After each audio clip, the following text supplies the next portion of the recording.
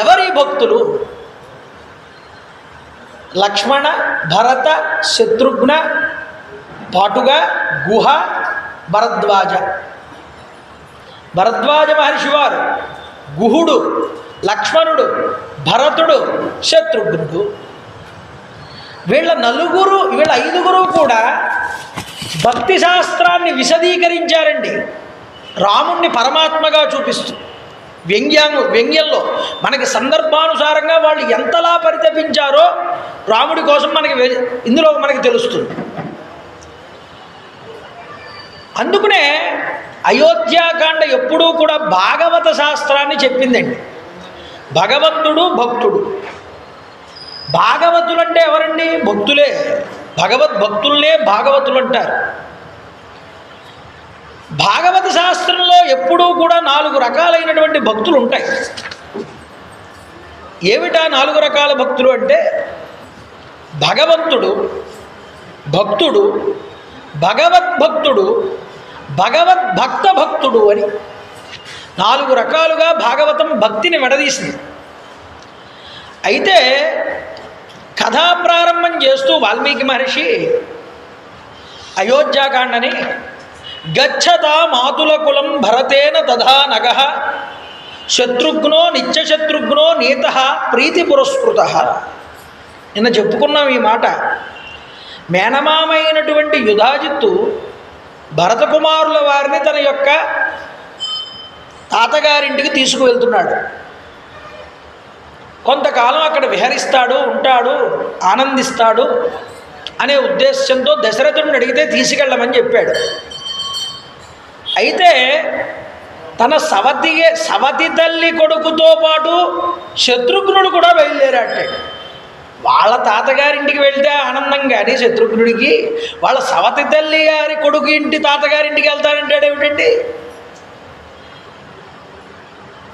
అంటే భరతుడితో ఉన్నటువంటి సఖ్యం అంత గొప్పది శత్రుఘ్నుడిది. అందుకనే మాట్లాడేటప్పుడు వాల్మీకి ఎంత చక్కగా చెప్తాడంటే అక్కడ గచ్చత మాతుల కులం భరతేన తదా అనగహ అన్నాడు. శత్రుఘ్న నిత్యశత్రుఘ్న అంటే ఆయనకి ఇప్పుడు నేను మా అన్నగారితో వెళ్తున్నాను కాబట్టి అది మా సవతి తల్లి యొక్క పుట్టిల్లు, నేను వెళ్ళడం ఏమిటనే భావన లేదుట మనసులో. ఆశ్చర్య భావం కానీ, కోపం కానీ, కల్మషం కానీ ఇవేమీ లేనివాడు శత్రుఘ్నుడు. అంటే అంతఃశత్రువుల్ని గెలిచినవాడు శత్రుఘ్నుడు. భరతుడు ఎక్కడికంటే అక్కడికి బయలుదేరతాడు ఎప్పుడూ కూడా. అందువల్ల ఎలా వెళ్ళాడయ్యా భరతుడితో? ఏదో వాళ్ళు ఎవ్వరో మా సవతి తల్లి గారి పుట్టింటికి మనం వెళ్తుంటే వాళ్ళు మనల్ని సరిగ్గా చూస్తారా, మనల్ని పట్టించుకుంటారా, మనకి సౌకర్యాలన్నీ సరిగ్గా ఉంటాయా, ఇవేమీ ఆలోచించలేదుట. నీత ప్రీతి పురస్కృత, ప్రీతితో ఆనందంతో వెళ్ళాట భరతుడితో కలిసి శత్రుఘ్నుడు కూడా. అందుకనే అనగహ అన్నారండి. ఎందుకన్నారు? తదా అనగహ. అనగహ అనేటటువంటి శబ్దం ఎందుకు ఉపయోగించారంటే ఆశ్చర్యం లేనివాడని. రాముడు అరణ్యానికి వెళ్ళాడు అయోధ్యకాండలో. రాముడితో పాటు లక్ష్మణుడు కూడా వెళ్ళాడు. అదే అయ్యయ్యయ్యో, నేను కనుక ఇక్కడ ఉంటే ఆ అదృష్టం నాకు కూడా దక్కేది, నా సోదరుడు పొందిన అదృష్టం అని ఆశ్చర్యం పొందలేదుటండి శత్రుఘ్నుడు. అందువల్ల ఆయన అనగహ కాదుట. భరతుడితో ఉన్నటువంటి సౌఖ్యంలో భగవంతుడే భరతుడి యొక్క రూపంలో నన్ను అనుగ్రహిస్తాడనే నమ్మకంలో ఉన్నాడు శత్రుడు. ఇది భగవద్భక్త భక్తి అన్నారు. లక్ష్మణుడు భక్తుడు, భరతుడు భగవద్భక్తుడు.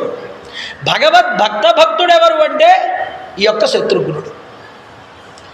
అంటే అర్థమైందంటే ఇక్కడ ఒక విషయంలో మనకి చెప్పే విషయం ఏమిటి అంటే ముఖ్యంగా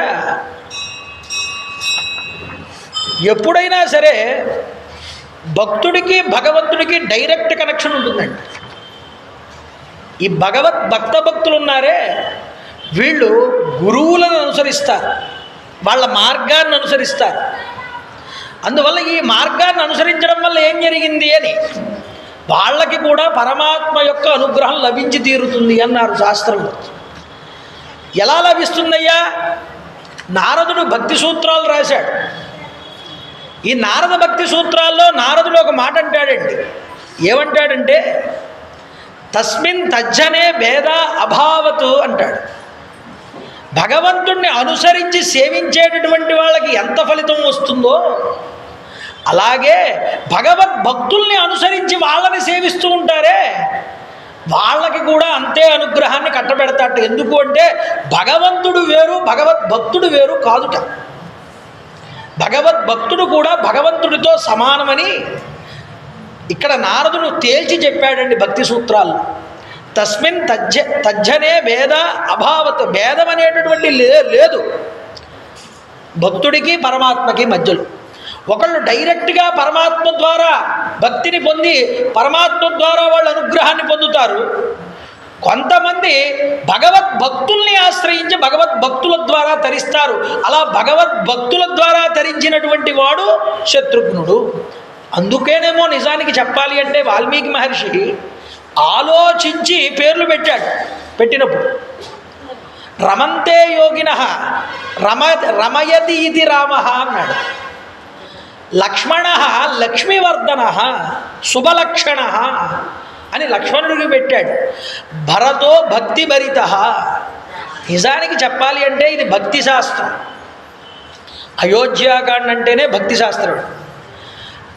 భరతుడి కన్నా గొప్ప భక్తుడు మరొకడు ఉన్నాడా అంటే మరొకడు లేడనే చెప్పాడు రామచంద్ర ప్రభు కూడా. భరతుడి కన్నా మరొక గొప్ప భక్తుడు లేడు అన్నాడు.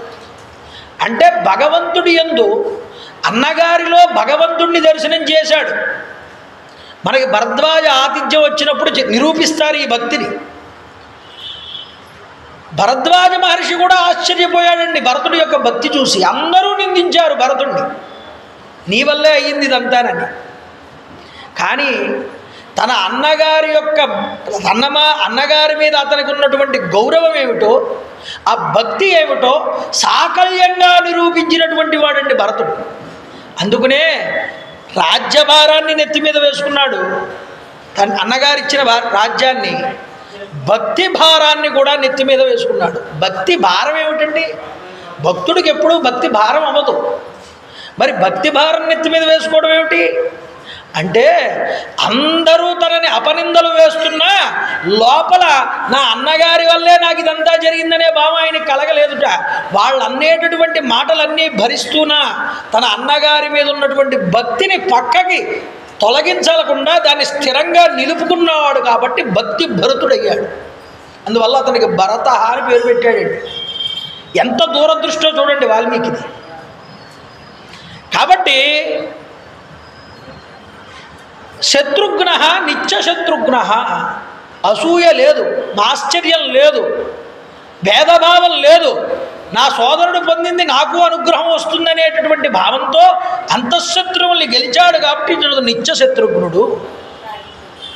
ఒక్కొక్క మాటలో వాల్మీకి పండించేటటువంటి ఆ యొక్క పోకడ వ్యవహారం అంతా ఎలా ఉంటుంది అంటే ఒక మాట వేస్తే అందులో 4 రకాలైనటువంటి ధ్వనులు మనకి కనిపిస్తాయి. గచ్చతాం అని మొదలుపెట్టాడు అయోధ్య ప్రారంభం చేస్తూ. అంటే వెళ్తున్నాడు భరతకుమారుడు వెళ్తున్నాడు అన్నాడు. అసలు వెళ్ళడం అంటే వెళ్ళడంతో ప్రారంభం చేశాడు మొత్తం సర్గనే. అందరూ వెళ్తున్నారయ్యా, భరతుడే వెళ్ళడం కాదు, కొన్ని రోజులు ఆగితే రాముడు వెళ్తాడు, ఆ రాముడి తర్వాత దశరథుడు వెళ్తాడు. ఈ కాండ అంతా అందరూ వెళ్ళడమే. అయితే ఆ కాండ మొదటిలోనే చూపించాడండి ఆ అంతర విషయాన్ని అంతటినీ కూడా శబ్దస్ఫోరకంగా. కాబట్టి గచ్చత మాతుల కులం భరతేన తదా అనగ శత్రుఘ్నో నిత్య శత్రుఘ్న నీత ప్రీతి పురస్కృత. ఇలా వెళ్తేటండి 12 సంవత్సరాలు ఉన్నట్టండి, ఏదో 12 రోజులు ఉన్నట్టు భరతుడు మేనమామల ఇంట్లో. ఈ 12 సంవత్సరాలలో రామచంద్ర ప్రభు ఈ యొక్క అయోధ్యలో ఉన్నటువంటి ప్రజలందరి యొక్క మన్ననల్ని కూడా పొందగలిగాడు తన గుణముల చేత. చూడండి ఎంత గొప్ప విశేషమో. సత్పుత్ర లాభంతో నిత్య సంతోషిగా ఉన్నాడు దశరథ మహారాజు గారు. ఇంద్ర వరుణుల వలె చాలా చక్కగా విడదీయరానటువంటి సోదర ప్రేమతో ఉన్నటువంటి భరత శత్రుఘ్నుల్ని కూడా ఎప్పుడూ తలుచుకుంటూనే ఉన్నట్టండి. దూరంగా ఉన్న పిల్లలిద్దరూ ఆయన ఎప్పుడూ మనసులో తలుచుకుంటూనే ఉన్నారు. ఒకే మనిషికి రెండు చేతులు ఎలా సమానమో రామ లక్ష్మణులు భరత శత్రుఘ్నులు కూడా దశరథుడికి ఎప్పుడూ సమానులే. ఎప్పుడూ ఒకళ్ళు ఎక్కువ ఒకళ్ళు తక్కువ అని కాదు. కానీ సర్వ ఏవతు తస్యేష్టాశ్చత్వారా పురుషర్షభ తేషామపి మహాతేజ రామో రతికరప్పితు. తన సద్గుణముల చేత తన ప్రవర్తన చేత ఇంటికి పెద్ద కుమారుడు ఎలా ప్రవర్తించాలో అలా తాను ప్రవర్తిస్తూ సుగుణముల యొక్క రాశిని మూటగట్టుకున్న తన కొడుకుని పెద్ద కొడుకుని చూసి కాస్త ఆ ప్రేమ అధికమయ్యిందిటండి. రతికరప్పితు అన్నాడు అందుకునే వాల్మీకి. తండ్రిని కూడా రంజింపజేశాడు. ఆ ప్రేమాభిమానాలు రాముడి మీద కాస్త రవ్వంత ఎక్కువ దశరథుడికి. స్వయంభూరీవ భూతానాం బభూవ గుణవత్తర. ఆ పెద్దవాడింటికి పరాక్రమశాలి సద్గుణ సంపన్నుడు, అందువల్ల ప్రీతిపాత్రుడు అనిపించుకున్నాడు. ఎందుకంటే బ్రహ్మగారి మీద శ్రీ మహావిష్ణువుకి ఎంత ప్రేమాభిమానాలు ఉంటాయో రాముడి మీద యొక్క దశరథుడికి అంత ప్రేమాభిమానాలు ఉన్నాయి. గర్వోన్నతుడైనటువంటి రావణ సంహార అర్థమై దేవతలు ప్రార్థించగా సాక్షాత్తు శ్రీ మహావిష్ణువు మనుష్యలోకంలో రామచంద్ర ప్రభువుగా అవతరించాడు. వాల్మీకి చెప్పిన మాట అండి ఇది. అయోధ్యాకాండ ప్రారంభంలో సహి దేవై రుదీర్ణస్య రావణస్య వదార్దిభి అర్ధతో మానుషే లోకే జజ్ఞే విష్ణు సనాతన. దేవతలు వెళ్ళి ప్రార్థించారు, స్వామి రావణాసురుడి ఆగడాలు పెరిగిపోయాయి, మీరే మమ్మల్ని ఆదుకోవాలి. స్వామి 4గా అవతరించారండి భూమి మీద. ఎందుకు అవతరించారంటే ఇందాక చెప్పుకున్నాక భాగవత భక్తిని తేటతెల్లం చేశారు 4గా వచ్చి. అంటే భగవంతుడంటే ఏమిటి, భక్తుడంటే ఏమిటి, భగవద్భక్తుడంటే ఏమిటి, భగవంతుడు భగవద్భక్తుణ్ణి కూడా ఎలా అనుగ్రహిస్తాడు, భగవద్భక్త భక్తుణ్ణి ఎలా అనుగ్రహిస్తాడు, భక్తుల యొక్క భగవంతుడి యొక్క స్వరూపాన్ని తేటతెల్లం చేస్తున్నాడు ఇక్కడ. దేవతల్లో ఇంద్రుణ్ణి తనయుడిగా పొందినటువంటి అదితి ఎంత ఆనందాన్ని పొందుతుందో, రాముణ్ణి కొడుకుగా పొందినందుకు కౌసల్య అంత ఆనందాన్ని పొందింది. సకుల గుణ సార్వభౌముడు ఆ యొక్క రామచంద్ర ప్రభు. ప్రశాంత చిత్తుడు, మృదుభాషి, కోపం అనేటటువంటి మాట ఎరగటండి రామచంద్ర ప్రభు. పట్టించుకోడు ఎదుటివారిని ఎటువంటి పరిశోక్తులాడినా వాటిని ఈయన పట్టించుకోడు ఎప్పుడు కూడా. అనునయపూర్వకంగా మాట్లాడతాడు, యథార్థాన్ని మాట్లాడతాడు. ఇలాంటి స్వభావం కలిగిన వాడు తండ్రిని మించినటువంటి తనయుడు అన్నారు. ఇక్కడి నుంచి వాల్మీకి మహర్షి రాముడి గుణాలని ఒక 2 అధ్యాయాలు చెప్పారు. ఎందుకంటే అన్ని చెప్పడం అంటే అవి సరిపోవన్నాడు చెప్పిన. ఆయన గుణాల గురించి చెప్తేనే ఒక గ్రంథం అవుతుంది. కానీ ముందుగా కొన్ని విశేషాలు చెప్పాలి కాబట్టి గృహస్థాశ్రమంలో వచ్చి రామచంద్ర ప్రభు ఏకఛత్రాధిపత్యంగా ఈ భూమినంతటినీ పరిపాలించడానికి కావలసినటువంటి అర్హతని ఎలా సంపాదించుకున్నాడో ఇక్కడ 1-2 అధ్యాయాల్లో తేటతెల్లం చేస్తాడు వాల్మీకి. అంటే ఇక్ష్వాకు వంశపు రాజులలో తన తర్వాత కొడుకుని రాజుగా ప్రకటించాలంటే కొడుకుకు ఉండవలసిన అర్హతలు ఎన్ని ఉండాలో ఆ అర్హతలతో పాటుగా ఇంకెన్ని రాముడు సంపాదించుకున్నాడో ఈ యొక్క 2 అధ్యాయాల్లో మనకు చూపిస్తారు. అందుకనే కొడుకుని రాజ్య పట్టాభిషిక్తుడు చేయాలి అంటే రాజుకి ఎన్ని గుణాలు కొడుకులో చూడాలో ఇక్కడ చెప్తున్నారు. అంటే ప్రభువులు ధర్మ మార్గంతో ప్రజల్ని కనుక పాలిస్తే ఆ ప్రభువుకి ఎంత బాధ్యత నెత్తి మీద ఉంటుందో కూడా ఇక్కడ మనకు తెలుస్తుంది. ఏదో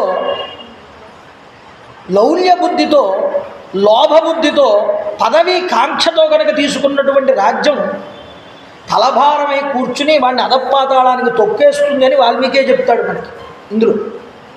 కాబట్టి మొదటి నుంచి రాముడు వివాహం అయ్యింది, వివాహ పూర్వం కూడా ఎలా ఉన్నాడు, వివాహం తర్వాత కూడా ఎలా ఉన్నాడు అన్నది ఇక్కడ చూపిస్తున్నారు. పుట్టుక నుంచి వచ్చిన కొన్ని కొన్ని గుణాలు ఉంటాయి కదండి శాశ్వతంగా, వాటిని చూపిస్తూనే తాను గృహస్థాశ్రమం స్వీకరించిన తర్వాత ఆచరించే గుణాల గురించి కూడా చెప్పారు.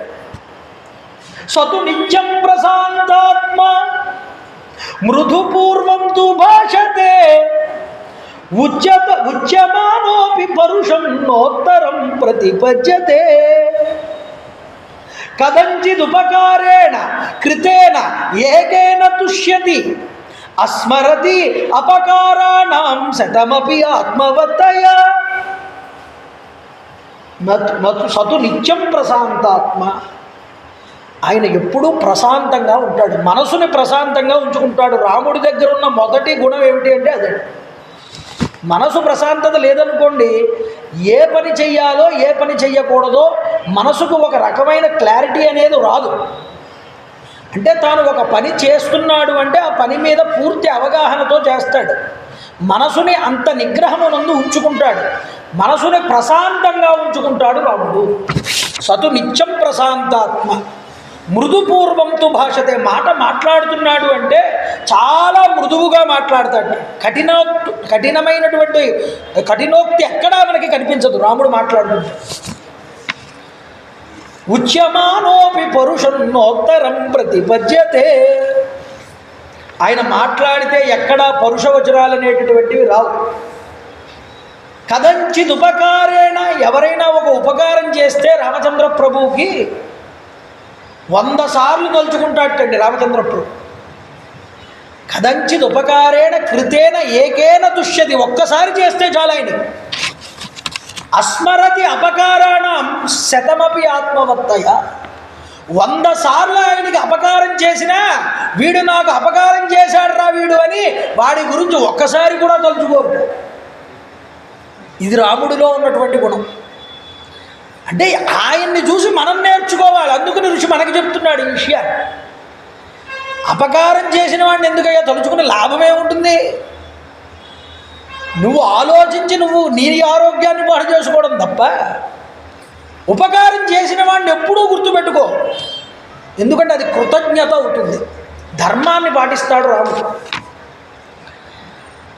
శీలవృద్ధై జ్ఞానవృద్ధై వయోవృద్ధైశ్చ సజ్జనై కదయాన్నాస్తవై నిత్యం అస్త్రయోగ్యాంతరేష్వపి, ఆయన అస్త్రాలు విలువిద్య మొదలైన విద్య నేర్చుకుంటున్నటువంటి సమయంలో కూడా కాస్త ఖాళీ దొరుకుతున్న సమయాల్లో విరామాల్లో ఖాళీగా కూర్చొని పిల్లలతోనూ వాళ్ళతో కలిసి పిచ్చాపాటి పెట్టుకునేవాడు కాదుట. వెళ్ళి పెద్దల దగ్గర కూర్చుంటూ ఉండేవాట రాముడు. జ్ఞానవృద్ధుల దగ్గర, శీలవృద్ధుల దగ్గర, సదాచార సంపన్నుల దగ్గర. ఏమండి ఈ శాస్త్రంలో ఇలా చెప్పారు కదా, దీనికి అర్థం ఏమిటండి అని శాస్త్రం తెలిసిన వాళ్ళని అడిగేవాడు. ఏమండి మన ఆచార సాంప్రదాయాలు మన అయోధ్యలో ఇలా నడుస్తున్నాయి కదా, ఈ ఆచారాలు ఎక్కడి నుంచి వచ్చాయి, వీటిని ఎలా మనం పాటించాలి, తర్వాత తరానికి దీన్ని ఎలా అందించాలి, ఇలాంటి చర్చ సదాచార సంపన్నులు అడుగుతూ ఉండేవాటి. ఊరి పెద్దల దగ్గరికి వెళ్ళి ఊళ్ళో ఉన్న బాగోగుల గురించి అప్పటికప్పుడు అడిగి తెలుసుకుంటూ ఉండేవాట. తాను క్షత్రియ కుమారుడనని రేపన్నటి రోజున తన వీళ్ళ ప్రజల్ని పాలించవలసిన బాధ్యత తనకు ఉంటుందని ప్రజల యొక్క క్షేమాన్ని తాను ఎప్పుడూ కూడా మరిచేవాడు కాదు. అంతేకాదు క్షత్రియుడి యొక్క ఉండవలసిన లక్షణమే అదని చూపించారు. పరిపాలకుడికి ఉండవలసిన లక్షణం అంటది. అందువల్ల చిన్నతనం నుండి కూడా పరిపాలకుడు కొడుకు ఎలా పెరగాలో కూడా రాముడు చూపిస్తున్నాడు ఇక్కడ. మనం కూడా అంతేనండి. పెద్దల దగ్గర కూర్చుంటే కొన్ని పెద్ద విషయాలు మనకి తెలుస్తాయి. ఎలా ఉండాలి, ఎలా బ్రతకాలి, సమాజంలో మనం ఎలా ముందుకు అడుగు వేయాలి అనేది పెద్దల ద్వారానే తర్వాత పిల్లలకు అందుతుంది. ఆ పిల్లలు అనేటటువంటి వాళ్ళు ఆ యొక్క కాస్త సమయాన్ని పెద్దల యందు గడిపితే అసలు పుట్టుపూర్వోత్తరాలన్నీ కూడా మనకి ఆచార సాంప్రదాయాలన్నీ కూడా తెలుస్తాయి. అందుకనే మంచి విషయాన్ని పెద్దలు ఎప్పుడూ పిల్లలకి చెప్పాలంటారు. అందుకనే తల్లిదండ్రులు నేర్పాలి. మొట్టమొదట గురువులు ఎవరు? తల్లిదండ్రులే. మంచి విషయాలు కూర్చోబెట్టి చెబితే వాళ్ళకి మనసులో నాటుకుంటాయండి. పిల్లల మనసు చాలా పవిత్రం, అందులో కల్మషం ఉండదు వాళ్ళల్లో. ఆ కల్మషం లేని మనసులోనే మంచి విషయాలు నాటితే అవి వృక్షములై రేపొద్దున్న మంచి ఫలాలను ఇస్తాయి. ఇవి రాముడి ద్వారా మనకి చూపించారు. మనకి తెలియదు మంచి ఏమిటో చెడు ఏమిటో. రాముడు ఇలా చేశాడురా కాబట్టి అదే మంచి, అది మనం చెప్పాలి నలుగురికి. అందుకనే అంటారు వెంటనే వాల్మీకి మహర్షి, బుద్ధిమాన్ మధురాభాషి పూర్వభాషి ప్రియం వద. ఆయన బుద్ధిమాన్ అన్నారు. బుద్ధితో ఆలోచన చేస్తాట. ఏది ఆలోచన చేసినా సరే. ఏమంటే బుద్ధి ఉందా లేదా అంటారు. బుద్ధి ఉందా లేదా అంటే ఏమిటి అంటే సరిగ్గా నువ్వు ఆలోచన చేస్తున్నావా లేదా. నీ మనసు బుద్ధి రెండు ఉన్నాయి మనకి శరీరంలో. మనసుతో చేస్తున్నావా ఆలోచన, బుద్ధితో చేస్తున్నావా? ఏమిటి మనసుకి బుద్ధికి తేడా ఏమిటి అంటే ఏది ధర్మం అని నీకు అనిపిస్తోందో మనసులో, ఆ ధర్మం వైపుకు వెళ్లకుండా అధర్మం వైపుకు మనసు ఆకర్షింపజేస్తుంది. ఇప్పుడు బుద్ధిని పట్టుకున్నవాడు బుద్ధి ఏమంటుందంటే అది మంచిది కాదు, ఆ పని మంచి పని కాదు, నువ్వు చెయ్యొద్దంటుంది. కానీ మనసు ఏమంటుందంటే ఇది చేస్తే నీకు ఇంద్రియాలకి హాయి ఇస్తుంది, నువ్వు చెయ్యండి. అంటే మనసు మాట విన్నవాడు బుద్ధిని పక్కన పెడతాడు. బుద్ధితో ఆలోచన చేయడం రాకపోతే మనిషి పతనం అవుతాడు. అందువల్ల రాముడు మనసునికి ఎప్పుడూ కూడా తావీదు ఇవ్వలేదు. దేనికి ఇచ్చాడయ్యా? బుద్ధికి ఇచ్చాడు. ఒక గెజిటెడ్ ఆఫీసర్ గారు ఉన్నారండి. గెజిటెడ్ ఆఫీసర్ దగ్గర ఒక ప్యూన్ ఉన్నాడు పక్కన. ఈ ప్యూన్ లాంటి వాడు మనసుటండి, ఈ గెజిటెడ్ ఆఫీసర్ లాంటి వాడు బుద్ధి. ఎవడో వచ్చాడు బయట నుంచి ఒక మంచి పని నెరవేర్చుకోవడానికి. ఈ మనసు అన్నది వాడిని పక్కన పెట్టి లంచం ఇచ్చిన వాడిని తీసుకొచ్చి ఫైలు బుద్ధి దగ్గర పెట్టి దీన్ని సంతకం పెట్టేయండి కింద అని ఈ గెజిటెడ్ ఆఫీసర్ని కోరితే, ఈ గెజిటెడ్ ఆఫీసర్ మనసు మాట విన్నాడే అనుకోండి, ప్యూర్ మాట, వాడు ఇంకా ఇది చూడడు, పెట్టేస్తాడు, సంతకం పెట్టేసి ఇచ్చేస్తాడు, ఆ డబ్బులు లోపల వేసుకుంటాడు. కానీ బుద్ధి కనుక ఆలోచించడం మొదలు పెడితే ఒకసారి ఫైల్ ఆడు తెచ్చిన ఫైల్ అంతా కూడా పైనుంచి కింద దాకా చదువుతాడు. ఒరే ఇందులో చాలా తప్పులు ఉన్నాయి, ఇలా అయితే నేను సంతకం పెట్టను, వెళ్ళి మార్చుకురమ్మని మొహం మీద కొడతాడు. కొడితే వాడు బుద్ధిగా ఆలోచన చేసి బుద్ధితో వాడు గొప్పగా అంటే బుద్ధి ఎలాంటిది, ఇక్కడ గెజిటెడ్ ఆఫీసర్ లాంటిది. మనసు మాట విన్నావా ఈ బుద్ధి పాడైపోతుంది. మనసు మాట వినలేదు, నోరు మూయి, ఇది నీకు కాదు, సంబంధం లేదు నీకు. సాయంత్రం అయ్యేటప్పటికి నీ స్నేహితుడు వచ్చి ఎక్కడికో బయటికి వెళ్దా ఉన్నాడు, నువ్వు వాడితో పాటు బాగుంటుంది వీడితో వెళ్తే మనసుకు ఆహ్లాదమైనటువంటి వాతావరణంలో కూర్చుని రకరకాలైన ఇంద్రియ సుఖాలు అనుభవించవచ్చని అనుకున్నాడే అనుకోండి, వాడితో వెళ్తాడు ఈ మనసు మాట పట్టుకుని. లేదు, ఈరోజు నేను రామాయణానికి వెళ్తున్నాను సాయంత్రం, ఈరోజు కూడా నేను మిస్ అవ్వకూడదు, ఈరోజు నుంచి అయోధ్యకాండ మొదలు పెడతారు, రాముడి గుణాలు ఏమిటో రేపటి నుంచి చెప్తానన్నారు గురువు గారు, వెళ్ళావు ఏమిటో నేను తెలుసుకోవాలి, నీతో రావడం కుదరదు పో అన్నాడు అనుకోండి, స్నేహితుడు ఎందుకుంటాడు, వెళ్ళిపోతాడు. అంటే బుద్ధితో ఆలోచన చేసి వచ్చి కూర్చుని వాడి జీవితంలో 4 మంచి విషయాలు తెలుసుకుని వాటిని వాడి జీవితంలో ఏదో ఒకదాన్నైనా అనుష్ఠానంలోకి తెచ్చుకున్నాడే అనుకోండి, ఇది బుద్ధిమాన్. అంటే బుద్ధిమాన్ అంటే మనం ఆలోచించే ఆలోచన ఇది ధర్మంగా ఉందా లేదా. నీ మనసే చెప్తుంది, ఎవరో చెప్పక్కర్లేదండి, మన అంతరాత్మే సాక్షి ప్రతిదానికి. మంతరాత్మ చెప్పిన దాన్ని పక్కన పెట్టి మనసు చెప్పింది కదా సుఖం కోసం చేస్తే పాడైపోతాం. అందువల్ల రాముడు బుద్ధిమాన్ అన్నాడు. ఆయన బుద్ధితో ఆలోచిస్తాడు ఏది చేసినా. మధురాభాషి, ఎవరొచ్చినా నవ్వుతూ ముందు మాట్లాడతాడట, వాళ్ళు మాట్లాడక్కర్లేదు. అందుకనే పూర్వభాషి అన్నాడు తర్వాత మాటే. వస్తాడులే వాడు వచ్చి మాట్లాడితే మనం మాట్లాడదాం, మనం ఎందుకు పలకరించడం, నాలాంటి వాడు అలా అనుకుంటాడు. అని రాముడు లాంటి వాడు అలా అనుకోట. ఎవరైనా వస్తూ ఉంటే ముందు తాను పలకరిస్తాడు, ముందుగా మాట్లాడే గుణం ఈంది. వీర్యవాన్ నచవీర్యేణ మహతా స్వేన విస్మిత. శరణాగతుల్ని కాపాడడం కోసం, దుష్టుల్ని నిగ్రహించడం కోసం, ఎప్పుడూ కూడా తనను ఆశ్రయించినటువంటి వారిని క్షమించడంలోనూ తానంతటి పరాక్రమశాలి మరొకడు లేడన్నారు. నాకింతటి పరాక్రమం ఉందని ఎప్పుడూ గర్వం కూడా లేదుట రాముడికి. అదండి రాముడి గుణం అంటే. అయితే ఇక్కడ చెప్తున్నారు, సకల విద్యాపారంగతుడు రాముడు, అన్ని విద్యలు నేర్చుకున్నట్ట, ఆయనకి తెలియని విద్య లేదు. అయినా షష్ఠీలులను జ్ఞానవృద్ధులను దూరం నుంచి చూడగానే రథం నుంచి కిందకి దిగిపోతాడట. రహదారి మీద ఎవరో పెద్దలు వెళ్తున్నారు, రథం ఆపవయ్యా సుమంత్ర పక్కకి ఆప్ చేసి రథం దిగి ఎదురు వెళ్ళి ఆ జ్ఞానవృద్ధుల యొక్క పాదాల మీద పడి నమస్కారం చేస్తాడట. అయ్యా నమస్కారం, ఎలా ఉన్నారు, బాగున్నారా, మీ శిష్యులు మీ మాట వింటున్నారా, మీ ఇష్టాపూర్తములన్నీ చక్కగా జరుగుతున్నాయా అని వాళ్ళకి ఇవ్వవలసిన గౌరవం ఆయనకి ఇస్తాడు. ఈరోజు మనం ఏమిటండి, ముఖ్యమంత్రి కారు, వాడి కొడుకు కారు వెళ్ళినా సరే మొత్తం అందరూ అటు ఇటు మూసేస్తారు, ఖాళీ చేయించేస్తారు. వాడు పైనుంచి వెళ్తున్నా కింద క్లియర్ చేస్తున్నారు. ఈ మధ్య ఎప్పుడూ గర్వాన్ని పొందలేదుట రాముడు. చక్రవర్తి కుమారుడైన జ్ఞానవృద్ధులు వయోవృద్ధులు కనిపిస్తే, సచ్చీలులు కనిపిస్తే, విద్యావంతులు కనిపిస్తే ఆగి నమస్కారం చేసేవాడు రాముడు. ఒక పాలకుడికి ఉండవలసిన లక్షణం ఏమిటి? అందుకనే పూర్వం అసలు ముందు వీడికి రాజ్యాధికారం ఇచ్చేటప్పుడు ఆ యువరాజుకి ముందు రోజు కూడా రామాయణాన్ని వినిపించేవారట. రాజు అనేవాడు రాముడిలాగా ఉండాలరానని రాముడు ఆచరించిన విధానాలన్నీ నేర్పించేవారు.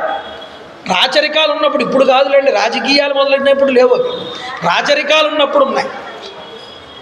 ఆ విద్యార్థులకి ముందు రామాయణమే లెసనం. రామాయణంలో ఎంత గొప్పగా రాముడు ప్రజల్ని పాలించాడన్నది ఒక గొప్ప సబ్జెక్టు కింద చెప్పేవారు వాళ్ళకి. చూడండి, సానుక్రోశో జితక్రోధో బ్రాహ్మణ ప్రతిపూజక దినానుకంపీ ధర్మజ్ఞో నిత్యం ప్రగ్రహవాన్ శుచి. ఎంత చక్కటి మాట మాట్లాడతాడు. ఒక్కొక్క పదంలో ఒక్కొక్క గంభీరమైన అర్థం అండి. ఒక్క శ్లోకం కింద కనిపిస్తుంది 32 అక్షరాలు 4 పాదాలతో, కానీ దాన్ని తరచి తరచి చూస్తే ఎంతో విజ్ఞానం అందులో నుంచి బయటపడుతుంది. వాల్మీకి రచనా సంధానం. అందుకనే వ్యుత్పత్త్యాహ, నువ్వు యుక్తితో కూడా కాదు, వ్యుత్పత్తితో వినాలి రామాయణాన్ని. అందుకనే సానుక్రోశ, ఎవరైనా బాధపడుతూ ఉంటే వాళ్ళని చూసి ఈయన దుఃఖిస్తాడట. సానుక్రోశ జితక్రోధ, క్రోధాన్ని ఎప్పుడూ దగ్గరికి రానివ్వట్టండి. కామ ఏష క్రోధ ఏష రజోగుణ సముద్భవ, ఈ రెండూ కనుక ఉంటే మనిషికి వాడు రజోగుణాన్ని పొంది వాడి పతనాన్ని వాడు కొని తెచ్చుకుంటాడు. ప్రభువుకి ముందుగా ఈ రెండు ఉండకూడదన్నారు. కాబట్టి జితక్రోధ, క్రోధాన్ని జయించినవాడు. బ్రాహ్మణ ప్రతిపూజక, ఎవరైనా వేదజ్ఞులు పెద్దవాళ్ళు కనుక వస్తే ఎదురు వెళ్ళి వాళ్ళని పూజించేటటువంటి వాడు. దినానుకంపి, దీనుల్ని చూసి చాలా ఆదరించేవాట, ఆదుకునేవాట దీనుల్ని. దినానుకంపి. ధర్మజ్ఞో నిత్యం ప్రగ్రహవాన్, ధర్మాత్ముడుట, సామాన్య ధర్మాలు తెలిసినవాడు, విశేష ధర్మాలు తెలిసినవాడు. ధర్మజ్ఞ అంటే అర్థం అది. విశేష ధర్మం ఎలా ఆచరించాలి, సామాన్య ధర్మం ఎలా ఆచరించాలి, ధర్మ సూక్ష్మం ఏమిటి, ఇది బాగా తెలుసుట రాముడికి. అందుకనే ప్రగ్రహవాన్, ఆయనకి ఎలా ఎప్పుడు ఏ సమయంలో ధర్మాన్ని ఎలా ఆచరించాలో బాగా తెలుసు. శుచి అన్నాడు చివరిలో, ఒకటే మాట వాడాడు. ఏమంటే శుచి అంటే అర్థం ఏమిటి? శుచి అంటే శరీరమనందు శుభ్రత కలిగిన వాడు అని అర్థం బయటికి. అని వాల్మీకి వాడిన రచనా సంధానంలో శబ్దాన్ని ఎలా ప్రయోగించాడు అంటే, ఈయన అంతఃశుచి, అంతఃశుచి బాహ్య శుచి అన్నారు. అందుకనే శుచి అంటే నిఘంటువులలో చెప్పిన మాట ఏమిటో తెలుసానండి? యోర్ధే శుచి సహి శుచి నా మృద్వారి శుచి. ఏమండి, ఎవడైతే ధనము విషయమునందు పవిత్రంగా ఉంటాడో వాడు అసలైనటువంటి శుచి కలిగిన వాడు. అంటే ధనమునందు ధర్మయుక్తంగా ధనాన్ని ఎవడైతే సంపాదించి ఖర్చు పెడతాడో వాడు అసలైన శుచి కలిగినటువంటి వాడు. ఎదుటివాడి ధనాన్ని మీద ఆశపడేవాడు, ఎదుటివాడి ధనాన్ని లాక్కోవడానికి ప్రయత్నించేవాడు, లేకపోతే తాను పరిపాలకుడుగా ఉంటూ ప్రజల పొట్టగొట్టేవాడు, వీళ్ళు ఎప్పుడూ శుచి అని అనిపించుకోరండి. బాహ్యంగా శుభ్రంగా ఉండే శుచి కాదు ఇది, ఇది అంతఃశుచి. ఈ శుచి ఉండాలి ఎవరికైనా. అది శుచివంతుడు రామచంద్ర ప్రభు. అంతేకాదు ఇక్ష్వాకు వంశజులకు ఉండేటటువంటి సహజమైనటువంటి దయా దాక్షిణ్యాలతో పాటుగా, శరణాగత రక్షణము మొదలైన వాటితో పాటుగా దుష్ట నిగ్రహము, ప్రజా పరిపాలనము అనేటటువంటి క్షత్రియ ధర్మాలని కూడా పూర్తిగా తెలుసుకున్నవాడు రామచంద్ర ప్రభు. మరొక విశేష ధర్మం రాముడిలో ఉంది. ఏమిటి అంటే మన్యతే వరయా కీర్త్య మహత్ స్వర్గఫలం తతః. వర్ణాశ్రమ ధర్మాలను ఎవడైతే తూచా తప్పకుండా పాటిస్తాడో అలా పాటించిన వాడికి తప్పకుండా స్వర్గాది లోకాలు పొందుతాడు అనే గట్టి నమ్మకం ఉన్నవాటే. అందుకనే తల్లితో ఏమంటాడు, ముందర వస్తుంది మనకి, అమ్మా నాకు కావలసింది ఈ రాజ్యము భోగములు కాదమ్మా, నాకు కావలసింది ధర్మం అంటాడు. ఈ ధర్మం ఏమిస్తుందయ్యా రామా నీకు? ఈ ధర్మం నీకేమైనా కూడి పెడుతుందా అని అడుగుతావేమో. మనిషిగా పుట్టిన తర్వాత బాల్యము, యవ్వనము, కౌమారము, వార్ధక్యము అని 4 స్థానాల్లో మనిషి చరిస్తాడు. తరువాత శరీరం పడిపోతుంది. ఈ 4 కూడా 4 గడియల్లో గడిచిపోతుందన్నమాట. అది ఇప్పుడు తెలియదు, ఎప్పుడు తెలుస్తుందో తెలుసా? శరీరం పడిపోయేటప్పుడు, కన్ను మూత పడిపోయేటప్పుడు, ఒరే పుట్టిన దగ్గర నుంచి ఇప్పటిదాకా 1 నిమిషం గడిచిపోయినట్టు గడిచిపోయింది, నేను ఏం ఉద్ధరించబడ్డాను రా అని అప్పుడు బాధపడతాడమ్మా. అది పడిపోయిన తర్వాత మనిషి మళ్ళీ ఈ మనిషిలాగా పుట్టాలి అంటే వాడికి ఎన్నో జన్మలు, ఎన్నో సంవత్సరాలు, ఎన్నో జన్మలు దాటితే కానీ మళ్ళీ మానవుడు కింద పుట్టలేడు మానవుడు ఎప్పుడు కూడా. ఇలా పుట్టలేనటువంటి స్థితిలో మానవుడు అనేటటువంటి వాడు వాడి ధర్మాన్ని కనుక విడిచిపెట్టేస్తే వాడు ఈ జన్మకి దూరం అవుతాడు.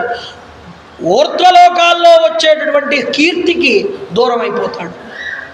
అంటే నువ్వు ఏది చేసుకున్నా మానవుడిగా ఉన్నప్పుడు ఇక్కడ చేసుకున్నదే ఊర్ధ్వలోకాల్లో కూడా నీకు సుఖాన్ని ఇస్తుంది, గౌరవాన్ని ఇస్తుంది. ఆ ఊర్ధ్వలోకాల్లో ఉన్నటువంటి శాశ్వత సుఖాలు కోరుకుంటున్నాను ఇక్కడ నేను ధర్మం ఆచరించి. నాకు అశాశ్వత సుఖాలు కావాలి కానీ తుచ్చమైన ఈ భోగాల కోసమని చెప్పి ధర్మం అనేటటువంటి ఒక గొప్పదైన ధనాన్ని నేను విడిచిపెట్టుకోలేనమ్మా. అయోధ్యకాండలో అంటే రాముడి యొక్క హృదయాన్ని మనం పట్టుకోవాలి. అంటే ఏది గొప్పది? ధనం గొప్పదా? ఇది ఈరోజు ఉంటుంది, రేపు ఉండదు. ఎంతటి లక్షాధికారైనా పుడుతూ దేంతో ఏది పట్టుకుని వచ్చాడు? ఏమీ పట్టుకురాలేదు. వెళ్ళిపోతూ ఏమీ తీసుకు వెళ్ళలేడు. ఈ మధ్యలో ఉన్నటువంటి కాస్త జీవితానికి నువ్వు ఎంతటి సంపాదిస్తావయ్యా?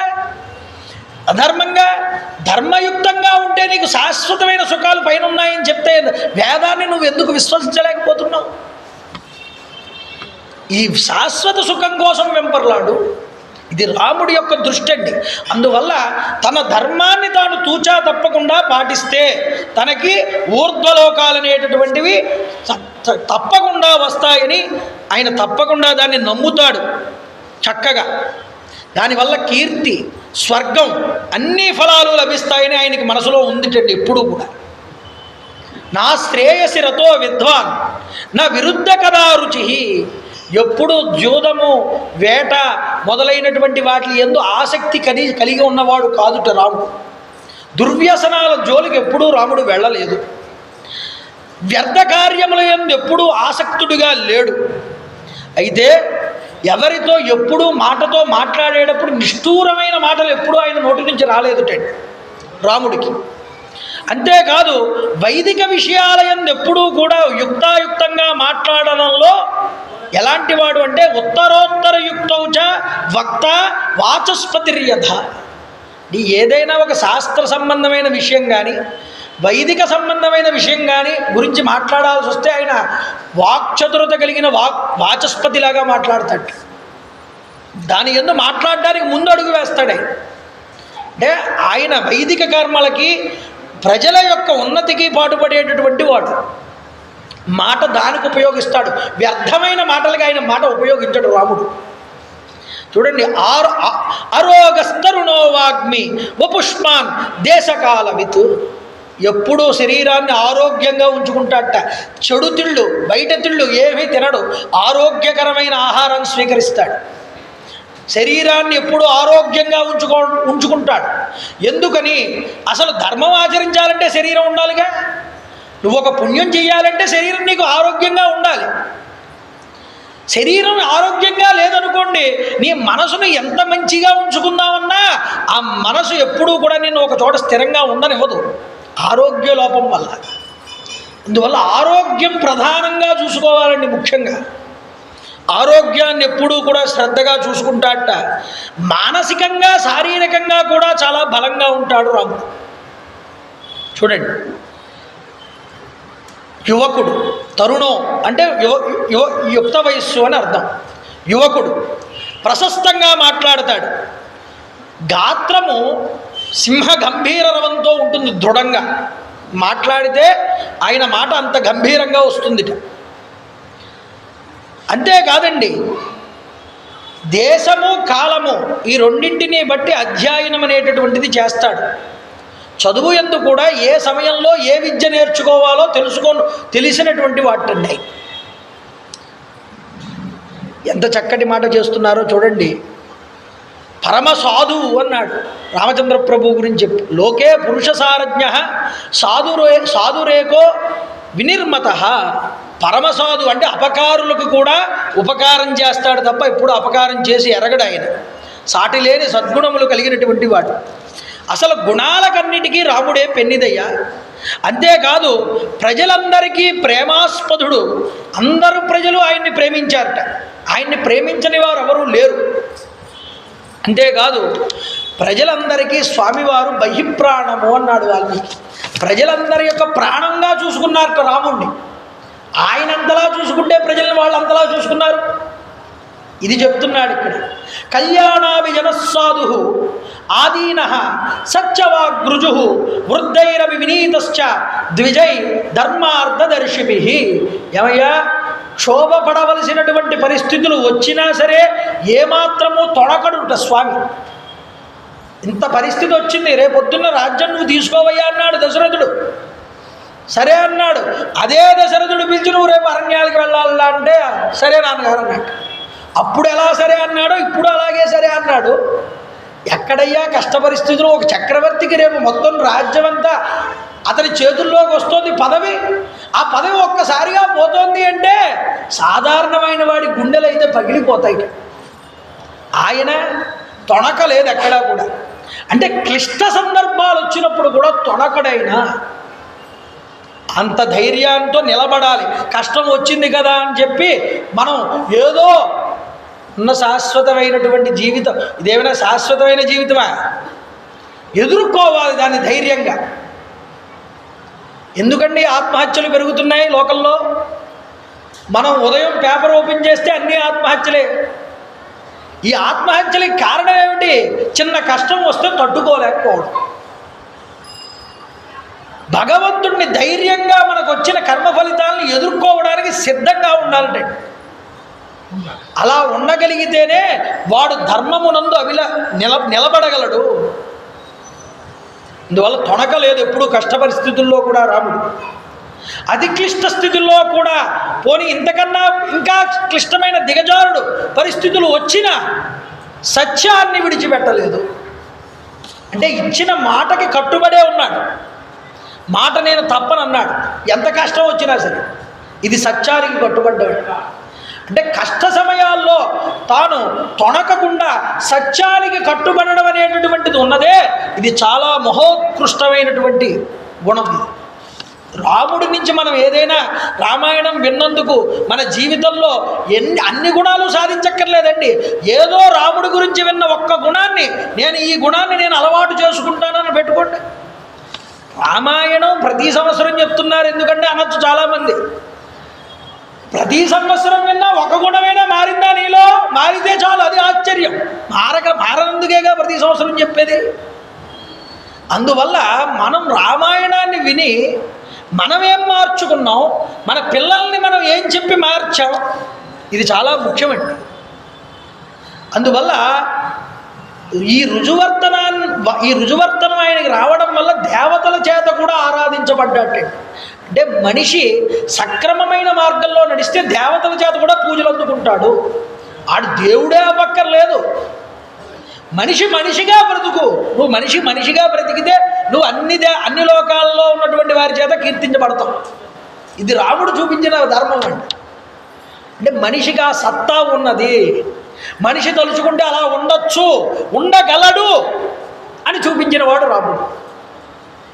చూడండి, కాబట్టి ధర్మశాస్త్రాల్లో పేర్కొనబడినటువంటి ధర్మము, అర్థము, కామము మొదలైనటువంటి తత్వాలు ఉన్నాయే, వీటిని చాలా లోతుగా తెలుసుకున్నటువంటి వాడు. తెలుసుకోవడం కాదయ్యా, తెలుసుకుంటే ప్రయోజనమే ఉంది. సమయం వచ్చినప్పుడు వాటిని ఆ యొక్క విధాలుగా వాటిని ఆచరిస్తూ చూపిస్తాడు. ధర్మం, అర్థం, కామం అందరికీ ఉంటాయి ఈ మూడు. చిక్కొచ్చింది ఏమిటంటే నాకు ధర్మం అక్కర్లేదండి, అర్ధకామాలు కావాలంటారు ప్రతి ఒక్కడు. అక్కడే చిక్కొస్తుందండి. ధర్మాన్ని విడిచిపెట్టిన అర్థము, ధర్మాన్ని విడిచిపెట్టిన కామము మనిషిని పతనం చేస్తాయి. కాబట్టి ధర్మము, అర్థము, కామము మూడు ఉన్నాయే, ఈ మూడింటిని ఏ విధంగా ఏ సమయంలో ఎప్పుడు ఎలా ఆచరించాలో రాముడికి తెలుసుట. ఆయన ఆచరిస్తాడు అలాగా. కైకేయి అంది, నాకు ధర్మం అక్కర్లేదయ్యా, నా కొడుకుకి రాజ్యపట్టాభిషేకం వస్తే చాలు, పెద్ద కొడుక్కి రాజ్యపట్టాభిషేకం రావడం నాకేమీ ఆ ధర్మం నాకేం అక్కర్లేదండి, ఆ కొడుకు కావాలి రాజ్యం అంది. అంటే ధర్మం అక్కర్లేదు, నాకు రాజ్యం కావాలంటే అర్థాన్ని స్వీకరించింది. ధర్మం లేనటువంటి అర్థం. అందరూ తిడతారు, ముందర మీరు విందురు గారు, అందరూ తిడతారు. ఆఖరికి కన్న కొడుకు కూడా రాక్షసి దుర్మార్గురాలా అంటాడు. ఇంకా అంతకుమించి చావునయం కదండి. అంటే ధర్మం లేనటువంటి డబ్బు కూడా, ధర్మంగా సంపాదించినటువంటి డబ్బు కూడా మనిషిని ఎప్పుడూ కూడా అధపాతాళానికి తొక్కేస్తుంది. మరొక ఆయన ఉన్నాడు రామాయణంలోనే, నాకు ధర్మం అక్కర్లేదు, నాకు కామం కావాలని పరస్త్రీలను ఎత్తుకొచ్చాడు రావణాసురుడు. ఏమయ్యాడండి? 10 తలలు తెగి నేల మీద పడ్డాడు ఆఖరికి. కాబట్టి ధర్మస్య జయోస్తు, ధర్మానిదే ఎప్పుడు జయం. ఆ ధర్మాన్ని కలుపుకుని పోవయ్యా అర్ధకామాలతో, అది నిన్ను గొప్ప స్థాయికి తీసుకువెళ్తుంది.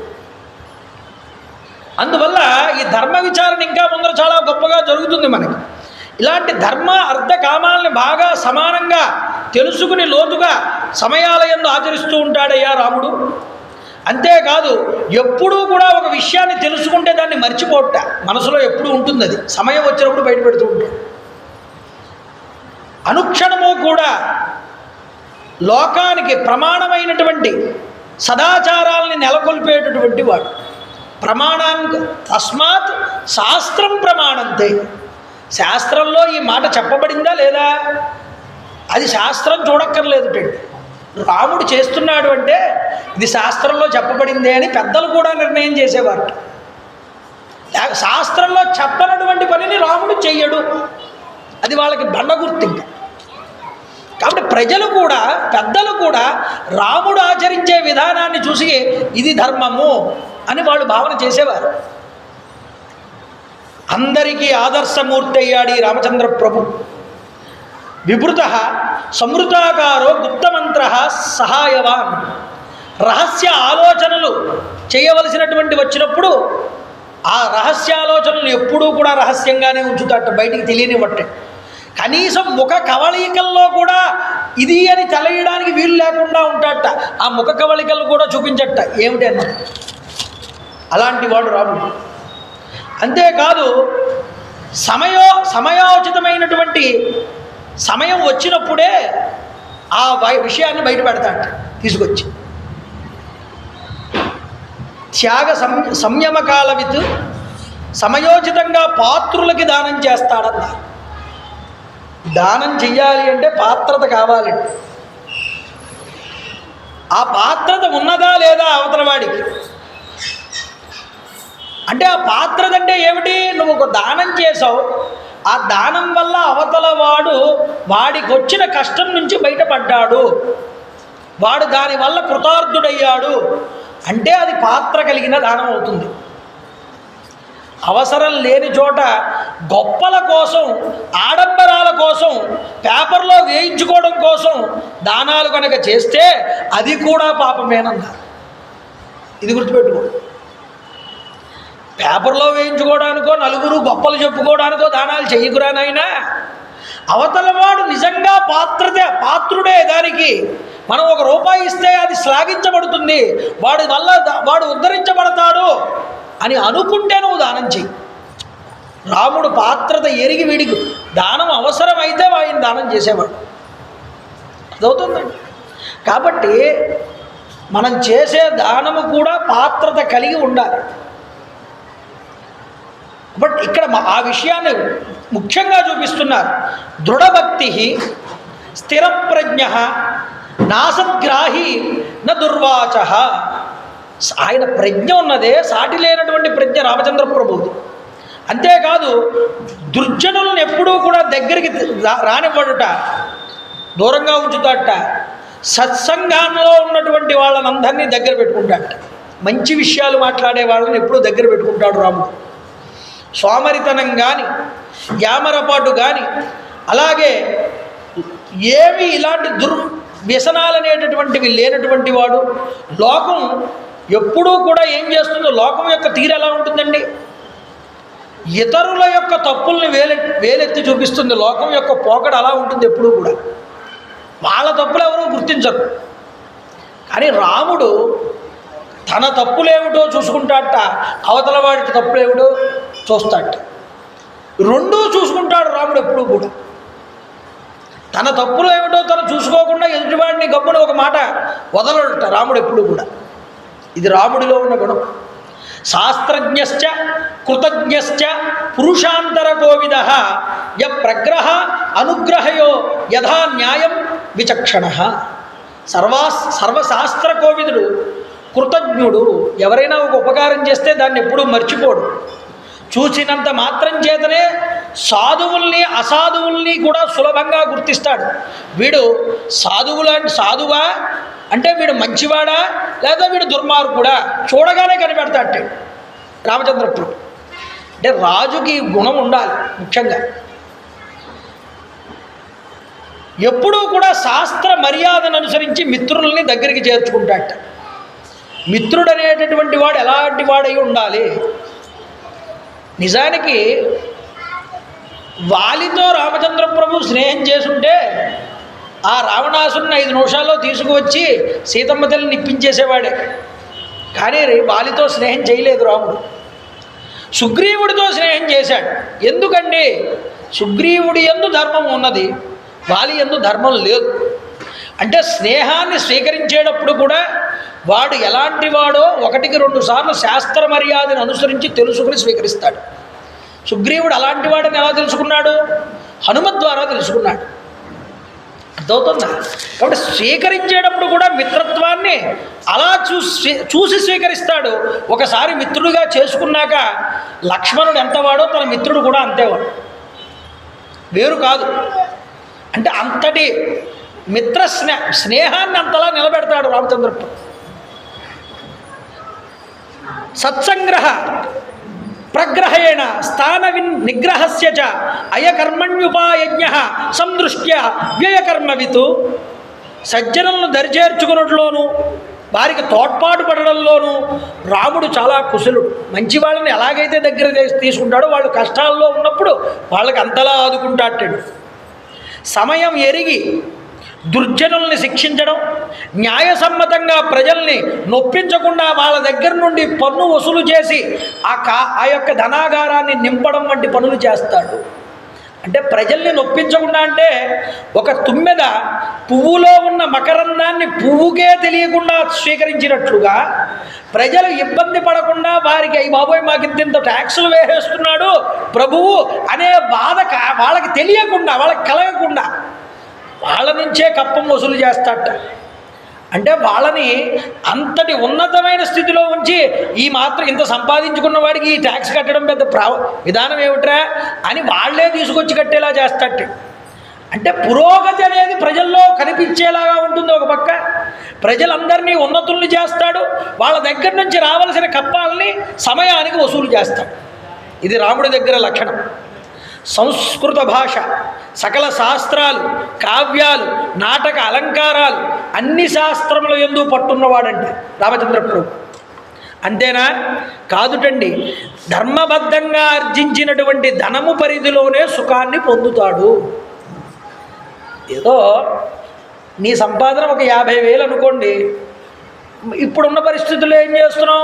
ఒక 1 కోటి రూపాయలు పెట్టి బిల్డింగ్ కొంటున్నాం. 1 కోటి రూపాయలు పెడితే వీడి జీవితాంతం ఈ వచ్చే 50,000లో సగం డబ్బులు ఆ యొక్క ఈఎంఐలకే కట్టుకోవడం సరిపోతుంది. నీ దగ్గర ఒక 90 లక్షలు ఉండి ఒక 10 లక్షలు లోన్ పెట్టుకున్నావంటే అది అన్నం. వచ్చినటువంటి ధనం ఎంత వస్తుంది, ఖర్చు ఎంత వెళ్తుంది చూసుకుంటాడు రాముడు ఎప్పుడు కూడా. ఈ వచ్చినటువంటి ధనంలో ఎప్పుడూ కూడా సగభాగం ఆయన దానిని కలపడట పక్కకి, మిగతా సగభాగాన్ని ఖర్చు చేస్తాడు. ఇదే ధర్మశాస్త్రం చెప్పింది. మహాభారతంలో కూడా ఇదే మాట చెప్పారండి. తెలివైనటువంటి వాడు ఎప్పుడూ కూడా ఆదాయంలో సగభాగాన్ని కానీ, పావు భాగాన్ని కానీ, లేకపోతే ముప్పావు భాగాన్ని కానీ ఎప్పుడూ వ్యయం చేయట. దాన్ని ఎప్పుడు అలా పక్కనుంచుతాట.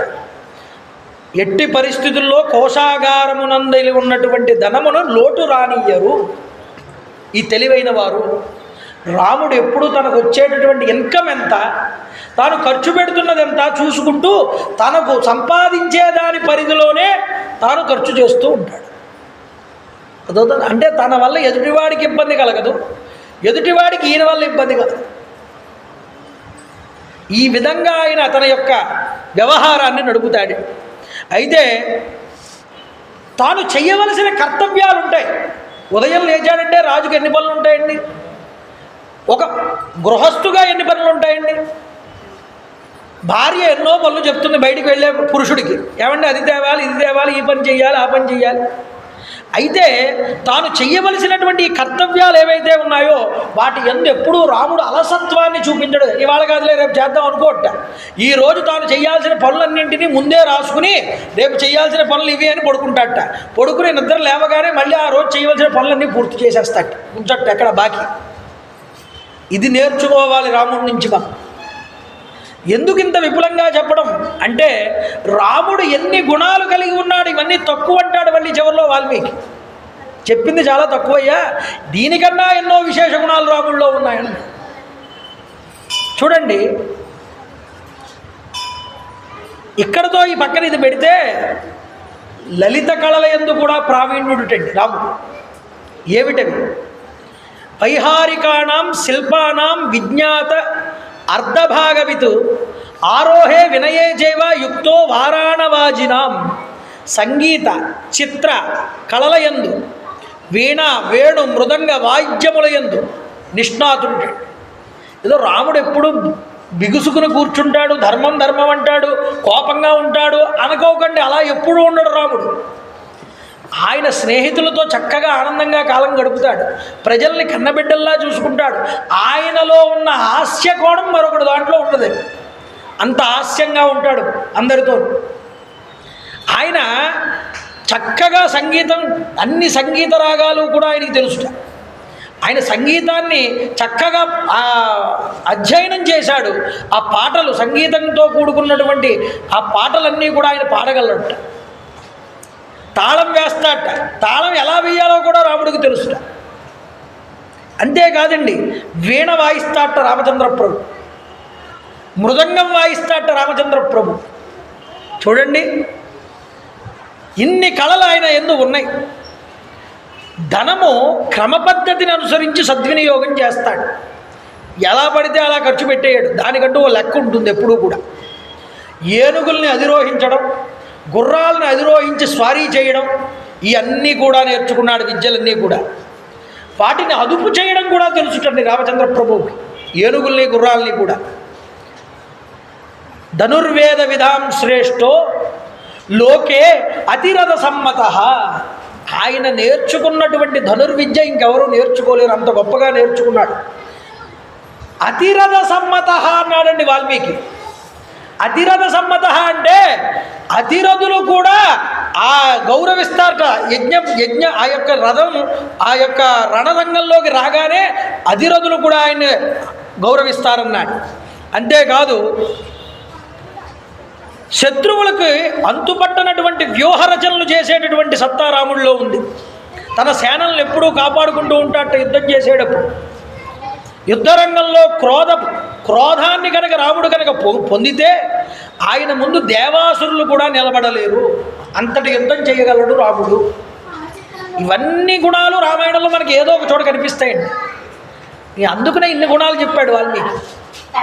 చూడండి, అప్రదృశ్యస్య సంగ్రామే క్రుద్ధైరపి సురాసురై. ఇక్కడ చెప్తున్నాడు ఆయన వేసేటటువంటి వ్యూహ రచన అంత గొప్పది. రాముడు ఎంత ముందు చూపు ఉన్నవాడో తెలుసారండి. ముందు చూపు చాలా ప్రధానం అన్నిటికీ కూడా. ఎందుకంటే శత్రువు అనేటటువంటి వాడు దాడి చేసినప్పుడు ఒకడు బలవంతుడు ఉండొచ్చు, మనకన్నా బలహీనుడు ఉండొచ్చు. బలహీనుడినైతే ఓడించేయడం తేలికే, మరి బలవంతుడు వస్తేనో, బలవంతుడు మనకన్నా బలవంతుడు యుద్ధానికి వస్తే మనం డీలా పడిపోకూడదు, కంగారు పడిపోకూడదు. దీనికి ఒక ఉదాహరణ ఉత్తరాఖండలో చెప్తాడండి. ఉత్తరాఖండలో మధువు అని ఒక రాక్షసుడు. ఆ మధువు అనేటటువంటి రాక్షసుడు పరమేశ్వరుడి కోసం తపస్సు చేసి పరమేశ్వరుడు ప్రత్యక్షమైతే ఒక వరం కోరుతాడు. పరమేశ్వర, నాకు నీ చేతిలో ఉన్న త్రిశూలం ఎలాంటిదో అంత శక్తి ఉన్నటువంటి మరొక త్రిశూలాన్ని ఇమ్మన్నాడు. పరమేశ్వరుడు తదాస్తని పరమేశ్వరుడు త్రిశూలానికి ఎంత శక్తి ఉందో అంత శక్తి ఉన్నటువంటి త్రిశూలాన్ని ఇచ్చాడండి మధువుకి. ఈ మధువు కొంతకాలానికి కాలధర్మం చెందిన తర్వాత అతని కుమారుడు లవణాసురుడు. ఆ లవణాసురుడి దగ్గరికి వచ్చింది ఈ ఆయుధం. వాడు సాధువులందరినీ ఇబ్బంది పెడుతున్నాడు ఈ రాక్షసుడు. ఇబ్బంది పెడుతుంటే సాధువులందరూ రామచంద్ర ప్రభువు దగ్గరికి వచ్చి మొక్కుకున్నారు, బాబు వాడు ఇబ్బంది పెడుతున్నాడు, యమునా నది తీరం దగ్గర ప్రజలందరినీ సరిగ్గా ఉండనివ్వట్లేదు, మీరే ఏదో ఒకటి చేసి వాడిని సంహారం చేయాలి. రాముడు అన్నాడు, శత్రుఘ్నుడు అక్కడే పరిపాలన చేస్తున్నాడు కదా అని తమ్ముడిని పిలిపించాడు. శత్రుఘ్నుడు, మీకు కుశలవ చరిత్ర చెప్పినప్పుడు మొదటి రోజు చెప్పాను ఈ విషయాన్ని.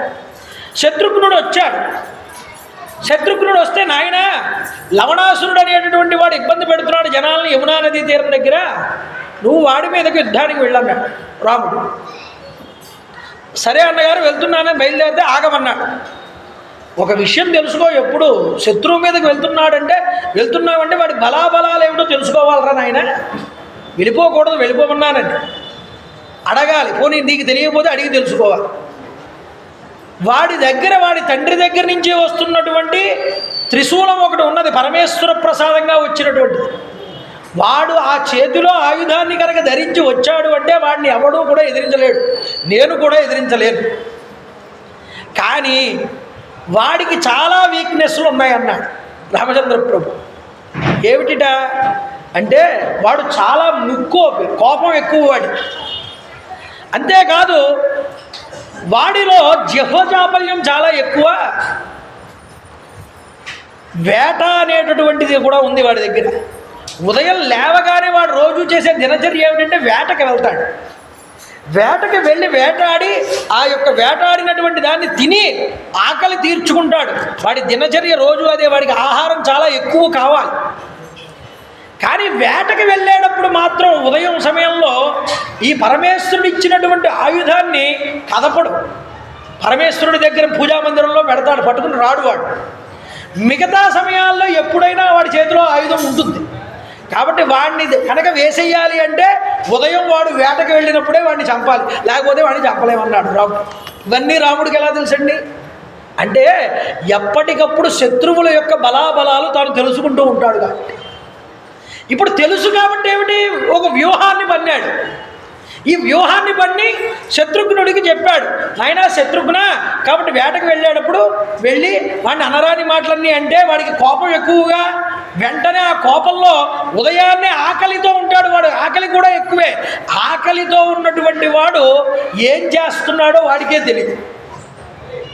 నువ్వు తిట్టావు అంటే రెచ్చిపోయి నీతో యుద్ధానికి దిగుతాడు. కాబట్టి అప్పుడు వాడిని సంహారం చేయాలి. అప్పుడు నిజంగా ఎలా రాముడు చెప్పాడో అలాగే పావులన్నీ కదిపాడండి శత్రుఘ్నుడు. కదిపి ఉదయాన్నే వాడు వెళ్తూ ఉంటే వాడికి ఎదురు వెళ్ళి వాడిని నానా మాటలు అంటే వాడు విపరీతమైన కోపాన్ని పొంది చేతిలో శివుడు ఇచ్చినటువంటి ఆయుధం లేదు, వెళ్ళి తెచ్చుకోవాలని ఆలోచన కూడా రాలేదండి. లోపల ఆకలి దంచేస్తుంది వాడికి అప్పటికే. ఈ మాటలు తట్టుకోలేక ఆయన మీదకి యుద్ధానికి వచ్చాడు, శత్రుఘ్నుడి మీద. శత్రుఘ్నుడు అవనీలగా బాణాలు వేసి సంహారం చేశాడు ఈ లవణాసురుడు. చూడండి, ఇప్పుడు చెప్పాడు అంటే వ్యూహం అనేటటువంటిది శత్రువు మీదకి వెళ్ళేటప్పుడు ఎలా ఉండాలి. వాడు బలవంతుడైనా వాడి యొక్క వీక్నెస్ ఏమిటో కనిపెట్టుకుని వాడి బలహీనతల్ని వెళ్తే కంగారు పడాల్సిన అవసరం లేదురా నాయన. ఇది రాముడు చెప్పిన మార్గం. అందువల్ల ఆయన శత్రువులకి మీదకి వ్యూహరచనలు చేస్తే అవి తప్పకుండా ఫలించి తీరుతాయి. అలాంటి వాడు అసూయ లేనివాడు, అనసూయో జితక్రోధో నతృప్తో నచమత్సరి, గర్వం లేనివాడు, మాత్సర్యం లేనివాడు, ఎదుటివాడు ఎదుగుదలని చూసి ఏడ్చేవాడు కాదుట. ఇది మాశ్చర్యం అంటే. అందువల్ల మాశ్చర్యం అంటే మనం ఎదుటివాడి సంపదను చూసి ఏడవడం ఎందుకు, మనం ఏడ్చే కొద్దీ వాడికి ఇంకా ఎదుగుదల ఉంటుంది. అర్థమవుతుందండి. ఒక రాజుగారి దగ్గరికి అతని పనివాడు ఒక అతను రోజు వసంతుడు అని పనివాడు ఒక రోజు రాజుగారి దగ్గరికి వస్తూ ఉండేవాడు. రోజు ఆలస్యంగా వస్తున్నాడు సభకి. ఎరా ఈరోజు ఎందుకు ఆలస్యంగా వచ్చావన్నారు రాజుగారు.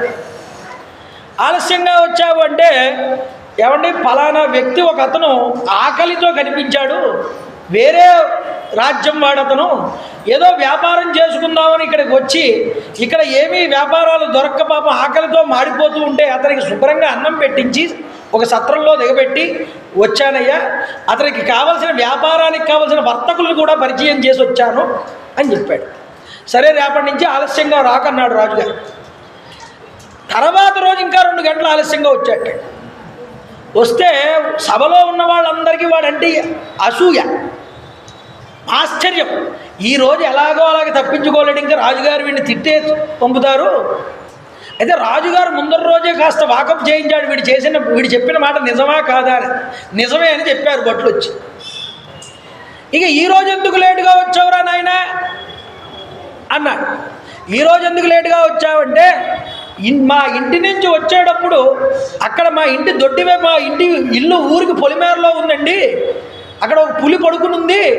నేను జాగ్రత్తగా మా ఆవిడ్ని జాగ్రత్తగా ముందర తలుపు నుంచి తీసుకువచ్చామని వేరే సురక్షితమైన ప్రదేశంలో ఉంచి నేను జాగ్రత్తగా మీ దాకా రావడానికి ఇంత సమయం పట్టింది అని చెప్పాడు. ఇంత సమయం పట్టింది అంటే అది నిజమా కాదో తెలుసుకున్నాడు రాజు. మళ్ళీ అది నిజమే అన్న. సర్లే, ఆ పొలిమేరలో ఎందుకుంటావు, ఈ మా రాజ్యంలోనే మన కోటలోనే లోపల ఒక విడిది నీకు ఇస్తాను, ఇల్లు కట్టించి అక్కడే ఉండిపో అన్నట్టు రాజు. అంటే రోజు వీడిని రాజుగారు ఏదో ఒకటి అంటారులే అని చూస్తున్నారు పాపం రోజు రాజ్యసభలో ఉన్నవాడు. కానీ వాడు చేసే పనుల్లా కూడా రాజుగారికి ఆనందాన్ని కలగజేసి వాడికి ఏదో ఒక సౌఖ్యం వస్తూనే ఉన్నది. అంటే మనం ఎదుటివాడి బాగోగుల్ని చూసి అసూయ పడుతూ ఉంటే వాడు ఇంకా అభివృద్ధి చెందుతాడు. కానీ వాడు ఎప్పటికీ కూడా వాడికి ఏమి పతనం ఉండదురా. పతనం అయ్యేది మనం నూతిలో కప్పల్లా కూర్చుని అవతల వాడి ఎదుగుదలను చూస్తూ ఏడ్చేది. ఎప్పుడూ ఎదుగుదల, వాడు ధర్మాన్ని వాడు చూసుకుని వెళ్ళిపోయిన వాడు ఎప్పుడూ ఎదుగుతూనే ఉంటాడు. కాబట్టి ఆయన ఎప్పుడూ కూడా మాశ్చర్యం అనేది ఎరగనివాడు. అంతేకాదు ఏమాత్రము ఎదుటి వారిని ఎప్పుడు అవమానించేటటువంటి గుణం కాదుట రాముడిది. సత్వరజస్తమో గుణాలకి అతీతుడై శుద్ధ సత్వస్వరూపుడుగా ఉంటాడు రాముడయ్యా అని చెప్పారు. ఈ విధంగా సాటిలేని శుభలక్షణాలన్నీ ఉన్నా రాజు కింద కనుక రావాలి అంటే, క్షత్రియుడు రాజు అవ్వాలంటే కొన్ని వ్రతాలు ఆచరించాలటండి. అప్పట్లో ఉన్నటువంటి ధర్మంగా ఒక క్షత్రియుడు రాజు పదవిని అధిష్ఠించాలి అంటే ఒక వ్రతాలు ఆచరించాలి. ఏమిటా వ్రతాలు ఆచరించవలసినవి ఇక్కడ చెప్తున్నాడు. సమ్యక్ విద్య వ్రత స్నాతో యథావత్ సాంగవేదవిత్ విశ్వస్త్రేచ పితు శ్రేష్టో బభూవ భరతాగ్రజ. అంటే సకల వ్రత స్నాతక వ్రత సంపన్నుడు రామచంద్ర ప్రభు. ఆయన ఆచరించిన వ్రతాలు, ఆయన పొందిన సంస్కారాలు అంత గొప్పవి. సీతామాత యుద్ధకాండలో ఒక చోట ఉంటుంది ఈ మాట. ఏమని అంటే, అగ్నిష్టోమాదిభిర్యజ్ఞై అరిష్టమానాప్త దక్షిణై అని ఒక మాట అన్నది. అంటే సకల వ్రత నిష్ఠా యజ్ఞ స్నాతక సంపన్నుడు నా భర్త, అందుకునే రాజ్యాధికారానికి అర్హుడయ్యాడు అని మాట్లాడు. అసలు రాజ్యాధికారానికి అర్హత రావాలి అంటే ఏమేం చెయ్యాలి అని. అసలు ప్రతి వర్ణాలకి కూడా ప్రతి ఆశ్రమంలో కూడా 2 అనేటటువంటివి అందరికీ మామూలేనండి. ఏమిటవి అంటే సర్వేషాం ఉపనయన ప్రవృత్య ఆచార్య కులేవాస సమాన.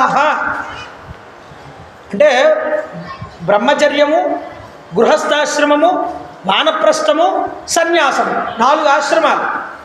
ఈ 4 ఆశ్రమాల వారికి 2 కామన్ అన్నారు. ఏమిటండి? ఒకటి విద్యార్హతని పొందడం ఉపనయనాది సంస్కారాలతో, 2 గురుకుల వాసం చేయడం. ఈ 4 వర్ణాల 4 స్థానాల్లో ఉన్న వారికి ఆశ్రమాల వారికి మొదటి ఈ 2 కామన్గానే ఉంటాయి.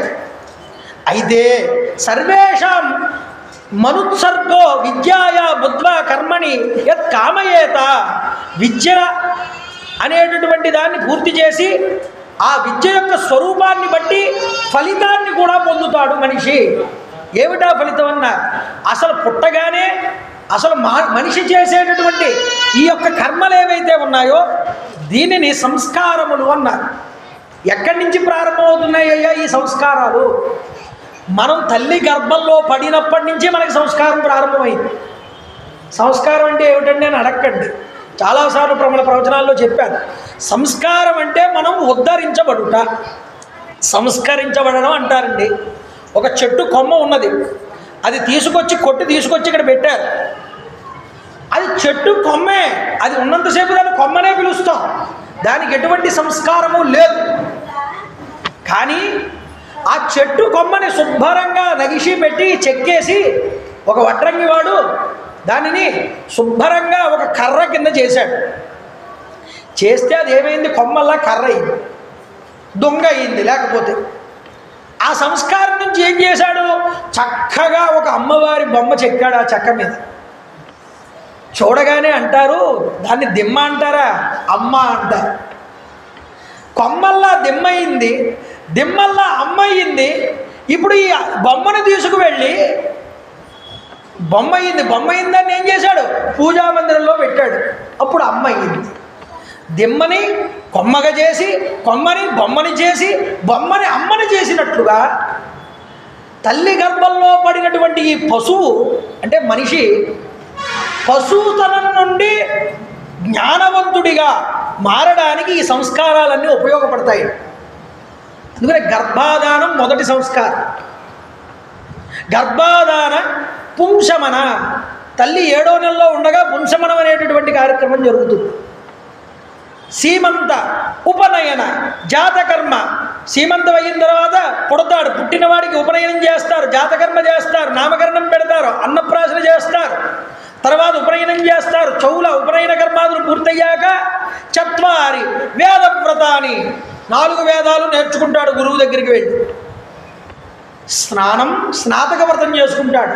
సహధర్మచారిణి, ధర్మపత్నిని స్వీకరిస్తాడు. అంటే తల్లి గర్భంలో మొదలై వీడి జీవితం మళ్ళీ తాను ఇంకొక స్త్రీని స్వీకరించేదాకా సంస్కారాలతో వెళ్ళింది. అక్కడి నుంచి ఏం చేస్తున్నాడయ్యా? పక్కన భార్య వచ్చి చేరిన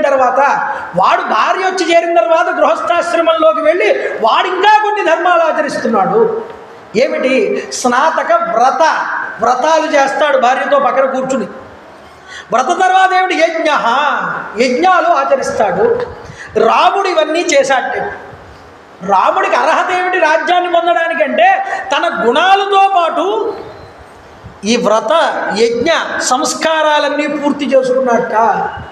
ఇదే చెప్పింది సీత. అంటే ఇది పూర్తయితే కానీ రాజుగా పొందడానికి అర్హత లేదు. వివాహం అయిన తర్వాత ఈ 12 సంవత్సరాల కాలంలో రాముడు చేసింది ఏమిటయ్యా అంటే ఇది. కాబట్టి ఇక్కడ చెప్తున్నారు, బ్రాహ్మణానామే మేతేషాం అష్టక పర్వణ శ్రాద్ధ శ్రావణీయాగ్రహిణి. పితృదేవతలకి పితృలోకంలో ఉన్న వాళ్ళని ఆరాధించే విధానంలో శ్రాద్ధ కర్మలు కూడా సంస్కారంలో ఒక భాగమే. అంతేనా కాదండి, చైత్ర ఆశ్వయుజ ఇది సప్తపాక యజ్ఞ సంస్థ ఆజ్ఞాధేయ అగ్నిహోత్రం దశపూర్ణమాస ఆగ్రాయణం. అంటే దశపూర్ణమాసాది ఆగ్రాయణాది వ్రతాలన్నీ కూడా ఆచరించాట రామచంద్ర ప్రభు. అందుకనే ఆయన ఈ యొక్క వ్రతాలతో పాటుగా చాతుర్మాస్య వ్రతాన్ని కూడా ఆచరించాడు. చాతుర్మాస్య వ్రతం మనకి ఆషాఢ మాసంలో మొదలై కార్తీక పూర్ణిమతో పూర్తవుతాయి. ఆ వ్రతాన్ని ఎప్పుడూ వదలలేదు రామచంద్ర ప్రభు. ఈ చాతుర్మాస్య వ్రతం అయిపోయిన తర్వాత నిరూఢ పశుబంధ సౌత్రామణి ఇది సప్తహవిర్యజ్ఞ 7 యజ్ఞాలు చేశాట.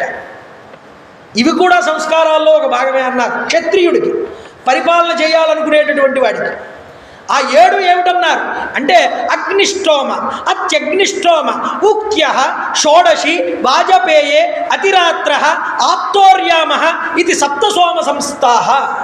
ఇవన్నీ గౌతమ సూత్రాల్లో ఉన్నాయండి. ఇవన్నీ రాముడు చేశాడు. ఒక్క శ్లోకంలో చెప్పాడు వాల్మీకి. అందుకనే ఒకటే మాట, సమ్యక్ విద్య వ్రత స్నాతో యథావత్ సాంగవేదవిత్. సాంగోపాంగంగా వేదాన్ని అధ్యయనం చేసి యజ్ఞాలను పూర్తి చేశాడు కాబట్టే రాజ్యాన్ని స్వీకరించడానికి అర్హత లభించింది రాముడికి. అంటే గుణాలతో పాటుగా విద్యను అభ్యసించి దాన్ని సంస్కారంగా కూడా మలుచుకున్నవాడు రామచంద్ర ప్రభు.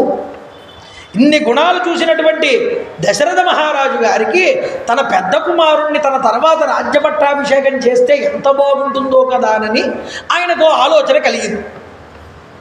చూడండి, వెంటనే అనుకున్నదే తడవుగా ఇక్కడ చెప్తున్నాడు. మనం అనుకున్నటువంటి మాటే. ఇంతవరకు పేర్కొనబడినటువంటి ఇంకా స్వాభావికములైనటువంటి గుణాలు చాలా ఉన్నాయి రాముడిలో అని అనుకుంటూ ఇట్టి శుభలక్షణుడైనటువంటి కుమారుణ్ణి చూసి దశరథుడు మంత్రులందరినీ సమావేశం ఏర్పాటు చేసి మంత్రులతో అంటున్నట్ట, నిశ్చిత్య సచివై సార్థం యవ్వరాజ్యం అనున్యత. శ్రీరాముణ్ణి యువరాజును చేయడానికై నేను నిశ్చయం చేసుకున్నానయ్యా. దివ్వి అంతరిక్షే భూమౌచ ఘోర ఉత్పాతజం భయం. భూమి మీద అంతరిక్షంలోనూ చాలా ఉత్పాతాలు కనిపిస్తున్నాయి నాకు. కాబట్టి భయంకరమైన ఉత్పాతాల వల్ల నా శరీరం మీద ప్రభావం చూపుతాయేమోననేటటువంటి భయము చేత నేను ఈ యొక్క మంత్రులందరితో కూడా నా యొక్క విషయాన్ని, నా మనసులో ఉన్న విషయాన్ని బయట పెట్టుకుంటున్నానన్నాడు. ఏమిటిట అంటే, పున్నమి నాటి చంద్రుడు వంటి వాడు లోకాలన్నింటినీ ఆహ్లాదపరిచేటటువంటి ప్రజలకు హితాన్ని కూర్చడానికై నా పెద్ద కుమారుడైనటువంటి రాముడున్నాడే, అతన్ని నా తరువాత రాజ్యానికి పట్టాభిషిక్తుణ్ణి చెయ్యాలని అనుకుంటున్నాను. ఇది నా భావన అని చెప్పాడు.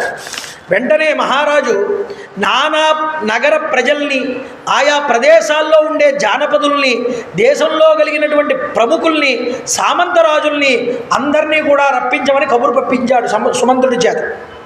ఎందుకండి వీళ్ళందరూ అంటే, తన తర్వాత తన కొడుకు రాజు అవ్వాలా వద్దా అన్న నిర్ణయం కేవలం రాజుది మాత్రమే కాదుటండి. ఆ కాలంలో ప్రజలు అంగీకరించాలిట, సామంతరాజులు అంగీకరించాలిట, జానపదులు అంగీకరించాలిట.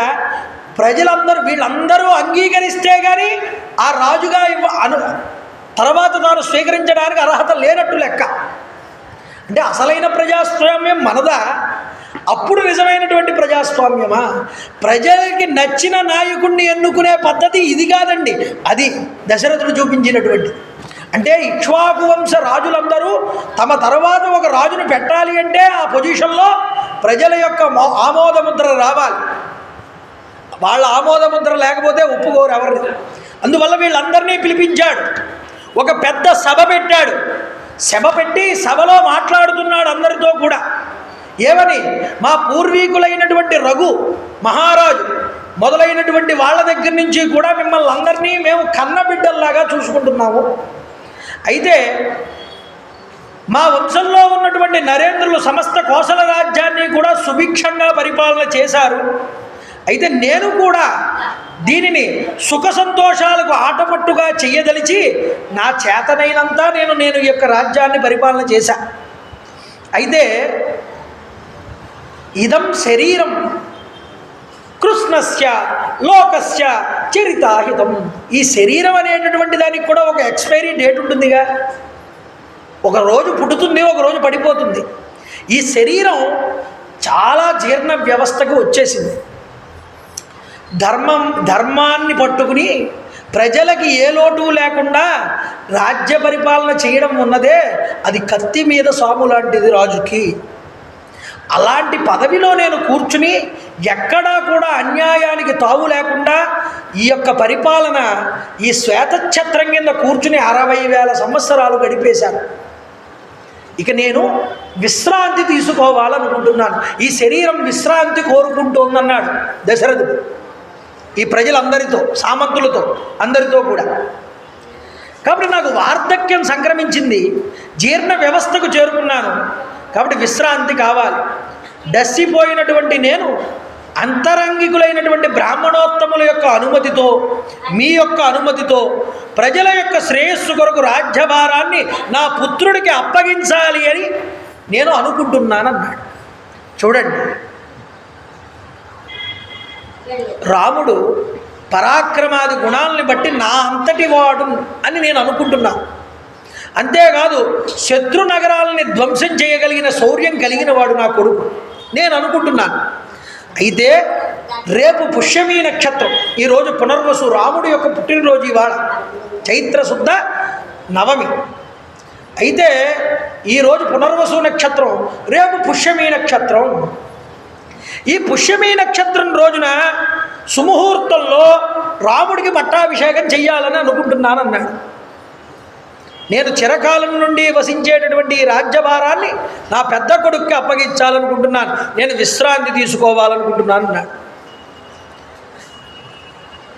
శ్రీరాముడిని యువరాజు చేయడం నాకు ప్రీతికరమైనటువంటి విషయం అయినప్పటికీ ప్రజలకు హితకరమైనది మరొకటి ఏదైనా ఉంటే మీరందరూ ఆలోచించి చెప్పండి అని మంత్రులతోనూ సామంతులతోనూ అక్కడున్న జానపదులతోనూ అడిగాటండి. అడిగితే వెంటనే సభలో ఉన్న వశిష్ఠాది బ్రాహ్మణులు, సామంతరాజులు, పుర ప్రముఖులు, జానపదులు అందరూ కూడా రాజుగారి ప్రతిపాదన వినగానే యుక్తాయుక్తంగా ఒక్కసారి అందరూ కూడా అంటున్నారట.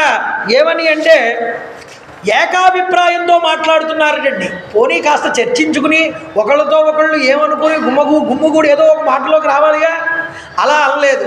సరామం యువరాజానం అభిషించ స్వపార్థివం ఇచ్చామోహి మహాబాహుం రఘువీరం మహాబలం. ఇచ్చామోహం అన్నట్టు అందరూ కూడా ఒక్కసారి సభలో మా అందరికీ ఇష్టమే రాముడు యువరాజు పట్టాభిషేకాన్ని పొందడం అన్నారు. ఒక్కసారి ఏకకంఠంతో అందరూ కూడా ఆనందచికితుడయ్యాడు దశరథుడంతటి వాడు. వెంటనే అడుగుతున్నట్టండి, వాళ్ళు అన్నారట, గజేన మహతాయాంతం రామం ఛత్రావృతాననం. భద్రగజాన్నెక్కి రామచంద్ర ప్రభు అభిషిక్తుడై ఆ పురవీధుల్లో యువరాజు కింద ఊరేగుతూ ఉంటే మేము ఎప్పటి నుంచో చూడాలనుకుంటున్నామండి, మీరు మాకు ఆ దర్శనాన్ని ఎప్పుడు ఇప్పిస్తారా అని ఎదురు చూస్తున్నామన్నారు వాళ్ళందరూ. ఆనందించాడు మనసులో, కానీ పైకి ఏదో రాజుగారు అడిగారు కాబట్టి మొహమాటం కొద్దీ ఇలా అంటున్నారా, లేకపోతే నిజంగా రాముడి గురించి తెలుసుకున్న వాళ్ళే అంటున్నారా ఈ మాట అని అడుగుతున్నాడు. ఏమని? కదండు మైధర్మేణ పృథివీం అనుశాసతి భవంతో ద్రష్టుమిచ్చామి యువరాజాం మమాత్మజం. మీరందరూ ఇంతలాగా ఒకేసారి రాముడిని యువరాజు చెయ్యాలని మీరు అంటున్నారు, బాగానే ఉంది. నేను మిమ్మల్ని అందరినీ ఒక ప్రశ్న అడుగుతాను, చెప్పండి అన్నాడు. ఏమిటి? ఇన్ని సంవత్సరాల బట్టి రాజ్య పరిపాలన చేస్తున్నాను కదా నేను, ఏమిట్రా వీడు ఈ పరిపాలన చేయడం ఏమిటి? వీడు చేసే పరిపాలన మీకు నచ్చక రాముడిని కోరుకుంటున్నారా, లేకపోతే రాముడి యొక్క గుణాలు తెలిసి మీరు రాముడిని కోరుకుంటున్నారా? ఏమంటే 60,000 సంవత్సరాలు పరిపాలించారు కదా మహారాజా, మీరు ఇంకా ఇంకో కొన్ని సంవత్సరాలు ఉండి మమ్మల్ని పరిపాలన చేస్తే రాముడు ఈరోజు కాకపోతే రేపైనా పట్టాభిషిక్తుడు అవుతాడు, కొన్ని రోజులు మీరు ఉండండి అని అంటారేమో అనుకున్నాను నేను. కానీ మీరు అలా అనలేదేమిటి నన్ను? వెంటనే రాముడిని పట్టాభిషిక్తుడు చేసేయండి అంటే నాకు చాలా అనుమానంగా ఉంది నా పరిపాలన మీద అన్నాడు. నేను ఏమైనా మీకు లోటు చేశానా ఎక్కడైనా? పోనీ అంటే లోపల ఆనందం, కొడుకుని అంతలా చేయమన్నారు అంటే నా కొడుకు ఎంత ప్రయోజకుడయ్యాడో అని ఆనందం ఉంది. కానీ ప్రజల ద్వారా ఆ మాట వినాలి, రాముడంటే ఏమిటో ఆయన వాళ్ళు అంటున్నారు. అయినా నా కుమారుడు యువరాజు కావాలని మీరు ఎందుకు అనుకుంటున్నారో చెప్పండి. అయ్యా, రాముడి వంటి సత్పురుషుడు మరొకడు ఎక్కడున్నాడయ్యా లోకంలో?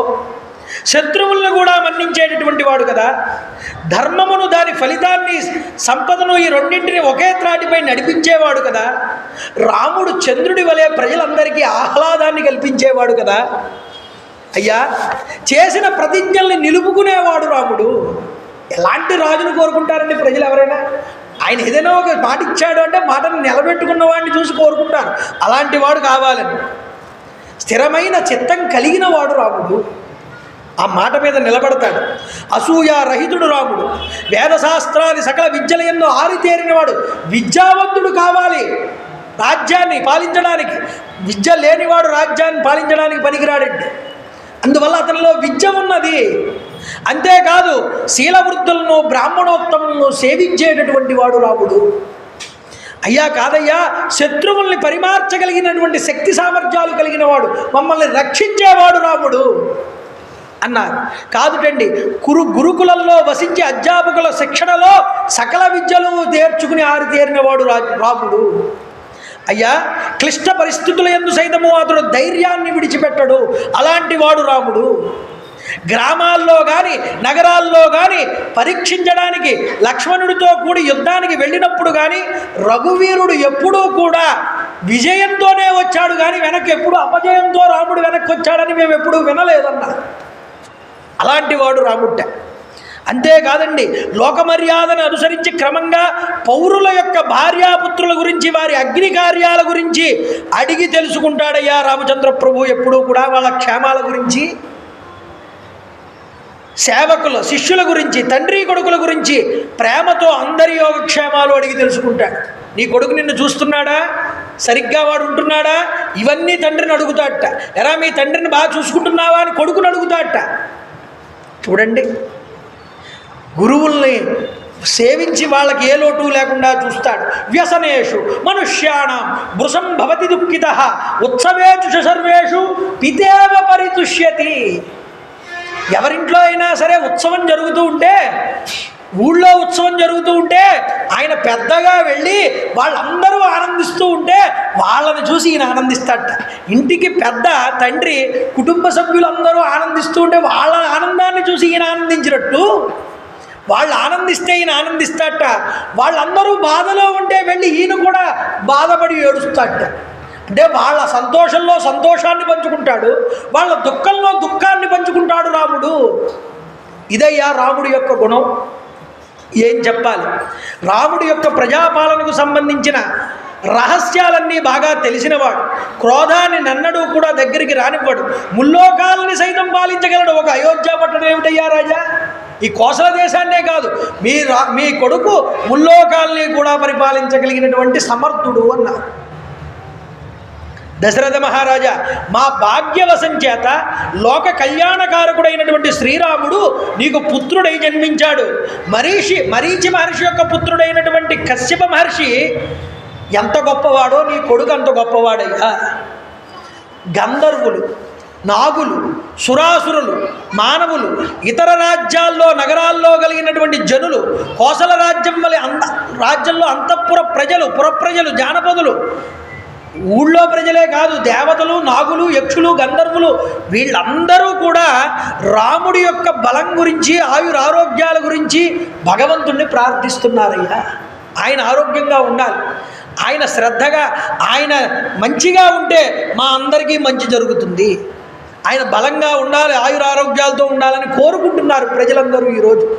స్త్రియో వృద్ధా స్తరుణ్యాశ్చ సాయం ప్రాతః సమాహితా. స్త్రీలు, వృద్ధులు, యువతులు అందరూ కూడా అన్ని వేళల యందు రాముడు రాజు కావాలనేటటువంటి ఉత్కంఠతో సర్వదేవతలకి మొక్కుకుంటున్నారు. ఇప్పుడు రాజ్యంలో పరిస్థితి అది.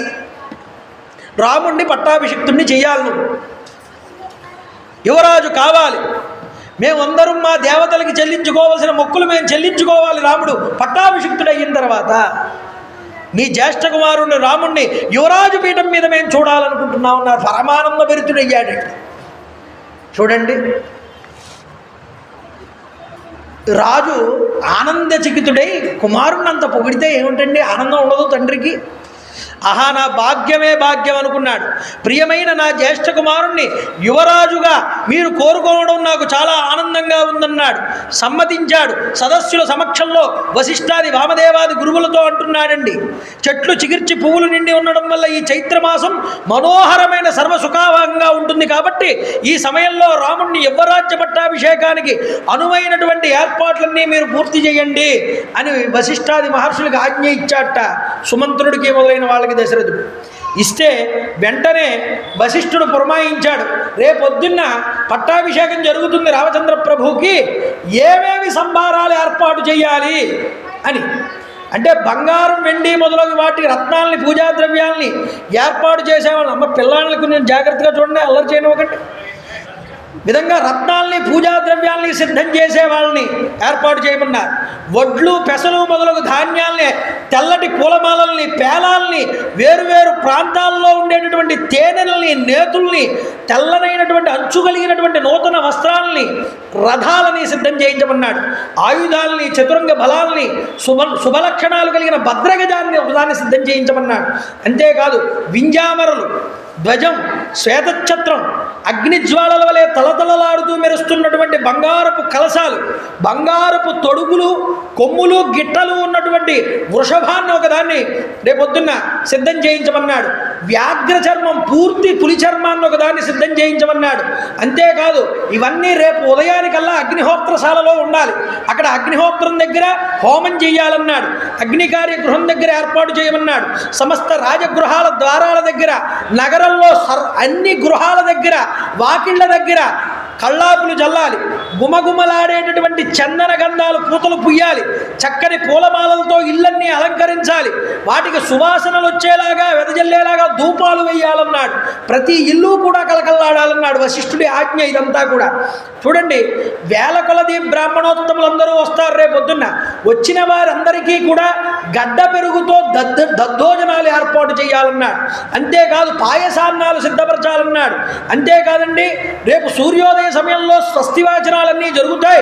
బ్రాహ్మణులందరినీ ఆహ్వానించాలి. వారికి సముచితమైనటువంటి ఆసనాలు ఏర్పాటు చేయాలి.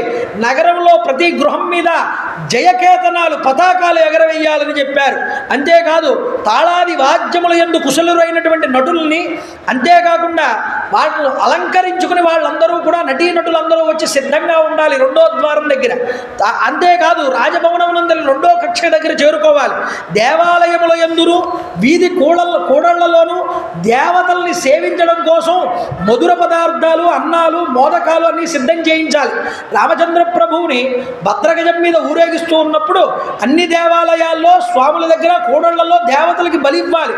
అంటే అన్ని రకాలైనటువంటి పాయసాన్నాలు, అన్ని మధుర పదార్థాలు నివేదనల కింద చూపించాలన్నారు. ఇవన్నీ సిద్ధం చేయించమన్నాడు. పుష్పమాలలు, దక్షిణలు వేరువేరుగా సిద్ధం చేయించమన్నాడు. యోధులందరూ కూడా పరిశుభ్రమైన వస్త్రాలు కట్టుకోవాలి. రేపు నడానికి ఖడ్గాలు ధరించి ఉండాలి. పెద్ద పెద్ద ఖడ్గాలు కట్టుకోమన్నాడు నడానికి. రామాభిషేక రూపంలో మహారాజు గారి భవన ప్రాంగణం దగ్గర మీరందరూ వచ్చి నిలబడాలన్నారు. ఈ విధంగా రాజభవనమునందు పురోహితులు వాళ్ళు ఆచరించవలసిన కార్యాలు అన్నీ కూడా ఆదేశించాట వశిష్ఠ మహర్షి. ఓ రాజా, నీ ఆనతిని అనుసరించి పనులన్నీ పూర్తి చేయించాలని చెప్పగానే సంతోషించినటువంటి దశరథ మహారాజు గారు రామచంద్ర ప్రభువుని ఇక్కడికి తీసుకురావయ్యా అని సుమంత్రుడిని పంపించాడు.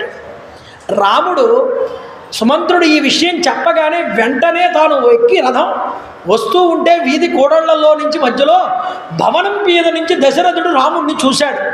చూసి కళ్ళు పక్కకి తిప్పుకోలేకపోయాట.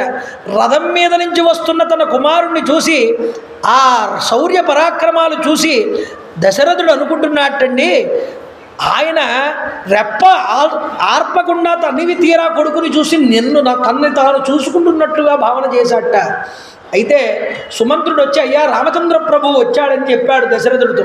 రమ్మన్నారు లోపలికి. రామచంద్ర ప్రభు వచ్చి రాగానే తండ్రి గారి పాదాలకి నమస్కారం చేసి ప్రవర చెప్పాడండి. అయ్యా రామవర్మను వచ్చాను అని చెప్పగానే దగ్గరికి తీసుకుని రామచంద్ర ప్రభువుని మూర్ధ్నిస్థానమునందు ఆగ్రాణం చేసి పక్కన కూర్చోబెట్టుకున్నట్ట. రత్నసింహాసనం మీద కొడుకుని కూర్చోబెట్టుకుని అంటున్నాడు రాముడితో, రామ, మీ అమ్మ అన్ని విధాలుగా తగినటువంటి కుమారుడిగా నిన్ను కన్నది, జ్యేష్ఠపుత్రుడిగా. జ్యేష్ఠ భార్య యందు జ్యేష్ఠపుత్రుడిగా పుట్టావు నువ్వు, నా నోముల పంటగా అవతరించావు నాయన. నువ్వు నాకు అందరికన్నా ప్రియపుత్రుడివయ్యా. నీ సుగుణాల ద్వారా ప్రజలందరినీ రంజింపచేశావు. కాబట్టి రేపు పుష్యమీ నక్షత్రం రోజున నీకు నేను పట్టాభిషేకం చెయ్యాలి అని మంత్రి, పురోహిత, సామంతరాజుల యొక్క ఆమోదంతో నేను నిర్ణయం చేశాను. కాబట్టి నువ్వు ఇంకా వినయ సంపన్నుడివి అని కొన్ని మంచి విషయాలు చెప్తున్నాడండి కొడుకును దగ్గర కూర్చోబెట్టుకుని. అందుకనే శాస్త్రంలో ఏమంటారంటే, తస్మాత్ పుత్రం అనుశిష్టం లోక్యామాహుస్ తస్మాత్ ఏన మనుశాసతే. అంటే కొడుకుని ఎప్పుడూ దగ్గర కూర్చోబెట్టుకుని తండ్రి మంచి మాటలు చెప్తూనే ఉండాలి. వాడు ఎంత గొప్పవాడైనా తండ్రికి ఎప్పుడూ కొడుకే దగ్గర కూర్చోబెట్టుకుని మంచి మాట ఎప్పుడూ చెప్పాలి. రాముడు ఇన్ని గుణాలు కలిగిన వాడు కాబట్టి ఇంక నేను చెప్పక్కర్లేదు అనుకోలేదు దశరథుడు. పక్కన కూర్చోబెట్టుకుని అంటున్నాడు, భూయో వినయమాస్థాయ, ఇంకా వినయాన్ని పొందవయ్యా రామా, ఇప్పుడున్న వినయం కన్నా ఇంకా వినయాన్ని పొందమన్నాడు.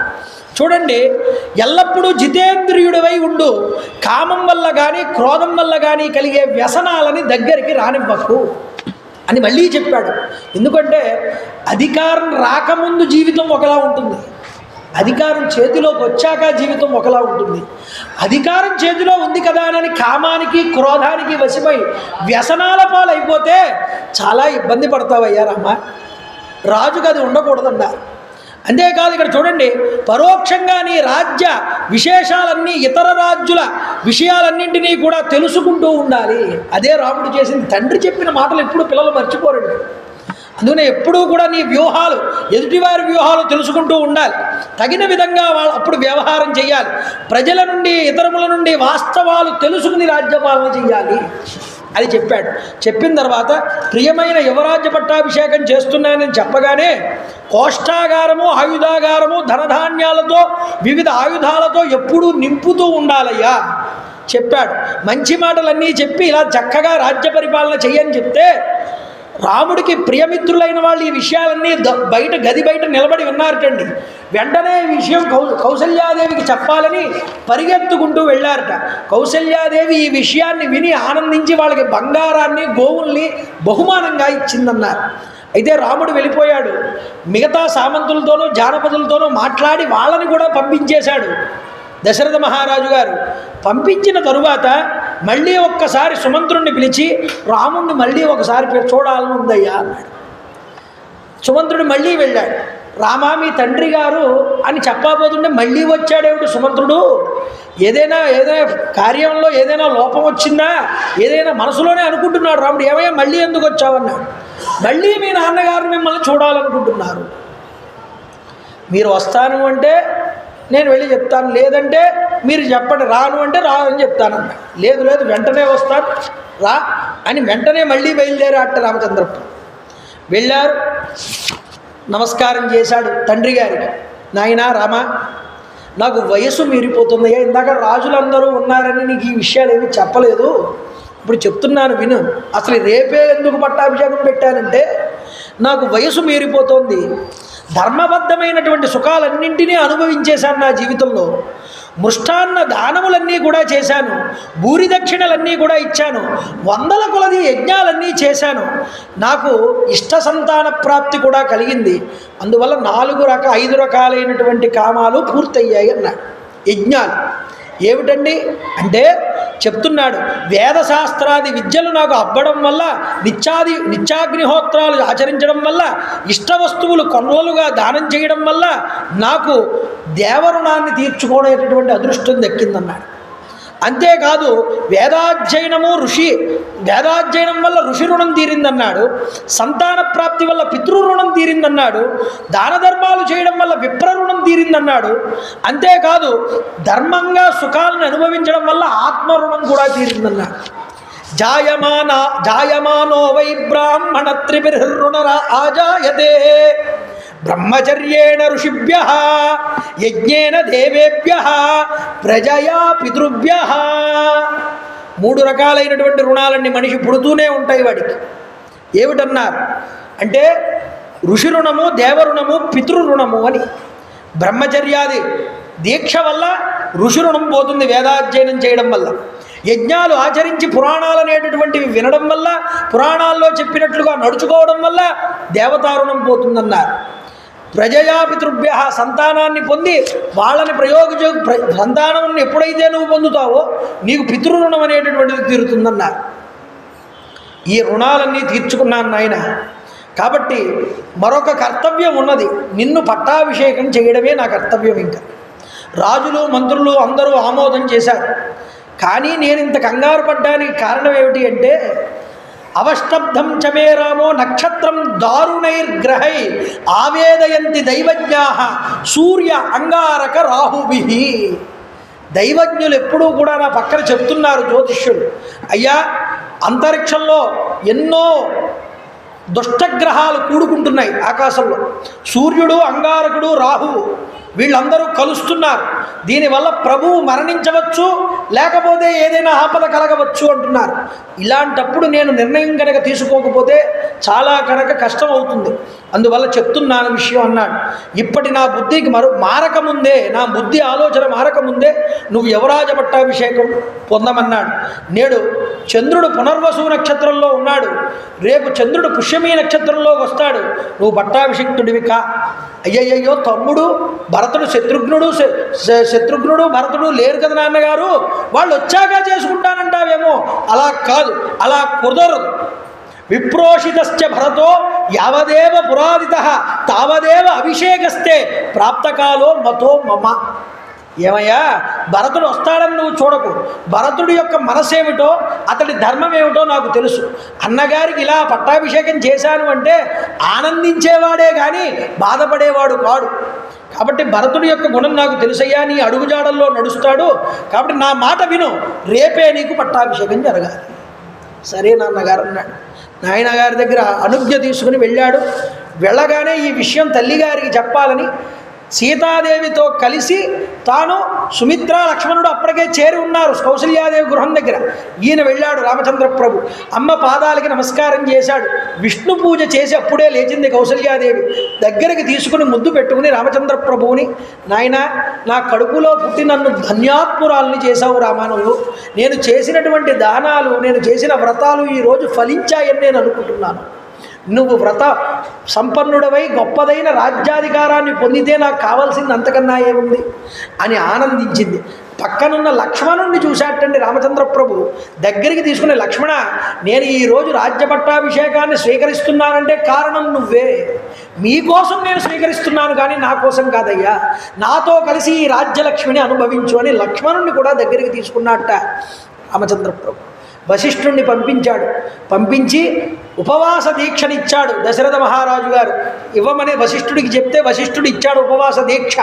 మీరు ఈరోజు రాత్రి బ్రహ్మచర్యంతో ఉండాలి, దర్భల మీద నిద్రించాలి, ఇద్దరూ కూడా హోమం చేసి హోమంలో మిగిలిన హవిస్సన్నాన్ని తినాలని చెప్పాడు. మంత్రదీక్షనిచ్చాడు. మంత్రదీక్ష తీసుకుని రామచంద్ర ప్రభు సీతామాతతో కలిసి ఆ రోజు రాత్రి దీక్షతో నిద్రించాట. ఉదయాన్న లేస్తున్నాడు. ఈలోపు ఈరోజు రాత్రంతా అయోధ్యలో గొప్ప గొప్ప కోలాహలం జరిగింది. ప్రతి కూడళ్లలో కూడా ప్రజలు గుంపులు గుంపులుగా ఉన్నారు. ఇళ్లను అలంకరించారు, ధ్వజపతాకాలు ఎగరవేశారు, కళ్ళాపీలు జల్లారు, ముగ్గులు పెట్టారు, రత్న చూర్ణములతో గొప్పగా అలంకరించబడిపోయింది అయోధ్య నగరం అంతా. ఇక రేపే మా రామయ్య పట్టాభిషేకం అని కోలాహలం ప్రబలుతూ ఉంటే ఒక స్త్రీ వచ్చిందిటండి ఈ యొక్క పైనున్న భవనం మీదకి చూడ్డానికి. ఈ కోలాహలం అంతా కూడా ఏం జరిగింది, ఎవరా స్త్రీ, రేపు అన్నటి రోజున ఏమవుతుంది ఈ పట్టాభిషేకం అన్న విషయాలు రేపు సాయంత్రం మళ్ళీ 6:30 ఇక్కడికి వచ్చినప్పుడు మనం చెప్పుకునేటటువంటి ప్రయత్నం చేద్దాం. నేను చెప్తాను, మీరందరూ కూడా చెప్పండి. శ్రీరామ జయ రామ జయ జయ రామ, శ్రీరామ జయ రామ జయ జయ రామ, శ్రీరామ జయ రామ జయ జయ రామ, శ్రీరామ జయ రామ కోదండ రామ, శ్రీరామ జయ రామ కోదండ రామ, శ్రీరామ జయ రామ కోదండ రామ, రామ రామాయ నమః, రామ రామాయ నమః, రామ మంగళాశాసనపరైః పదాచార్యపురోగమైః సర్వైశ్చ పూర్వైరాచార్యైః సత్కృతాయాస్తు మంగళం. కాళే వృషభధ్వన్య పృథివీ సత్యశాలిని. జై గురుదేవ దత్త. సర్వం శ్రీ ఉమామహేశ్వర పరబ్రహ్మార్పణమస్తు.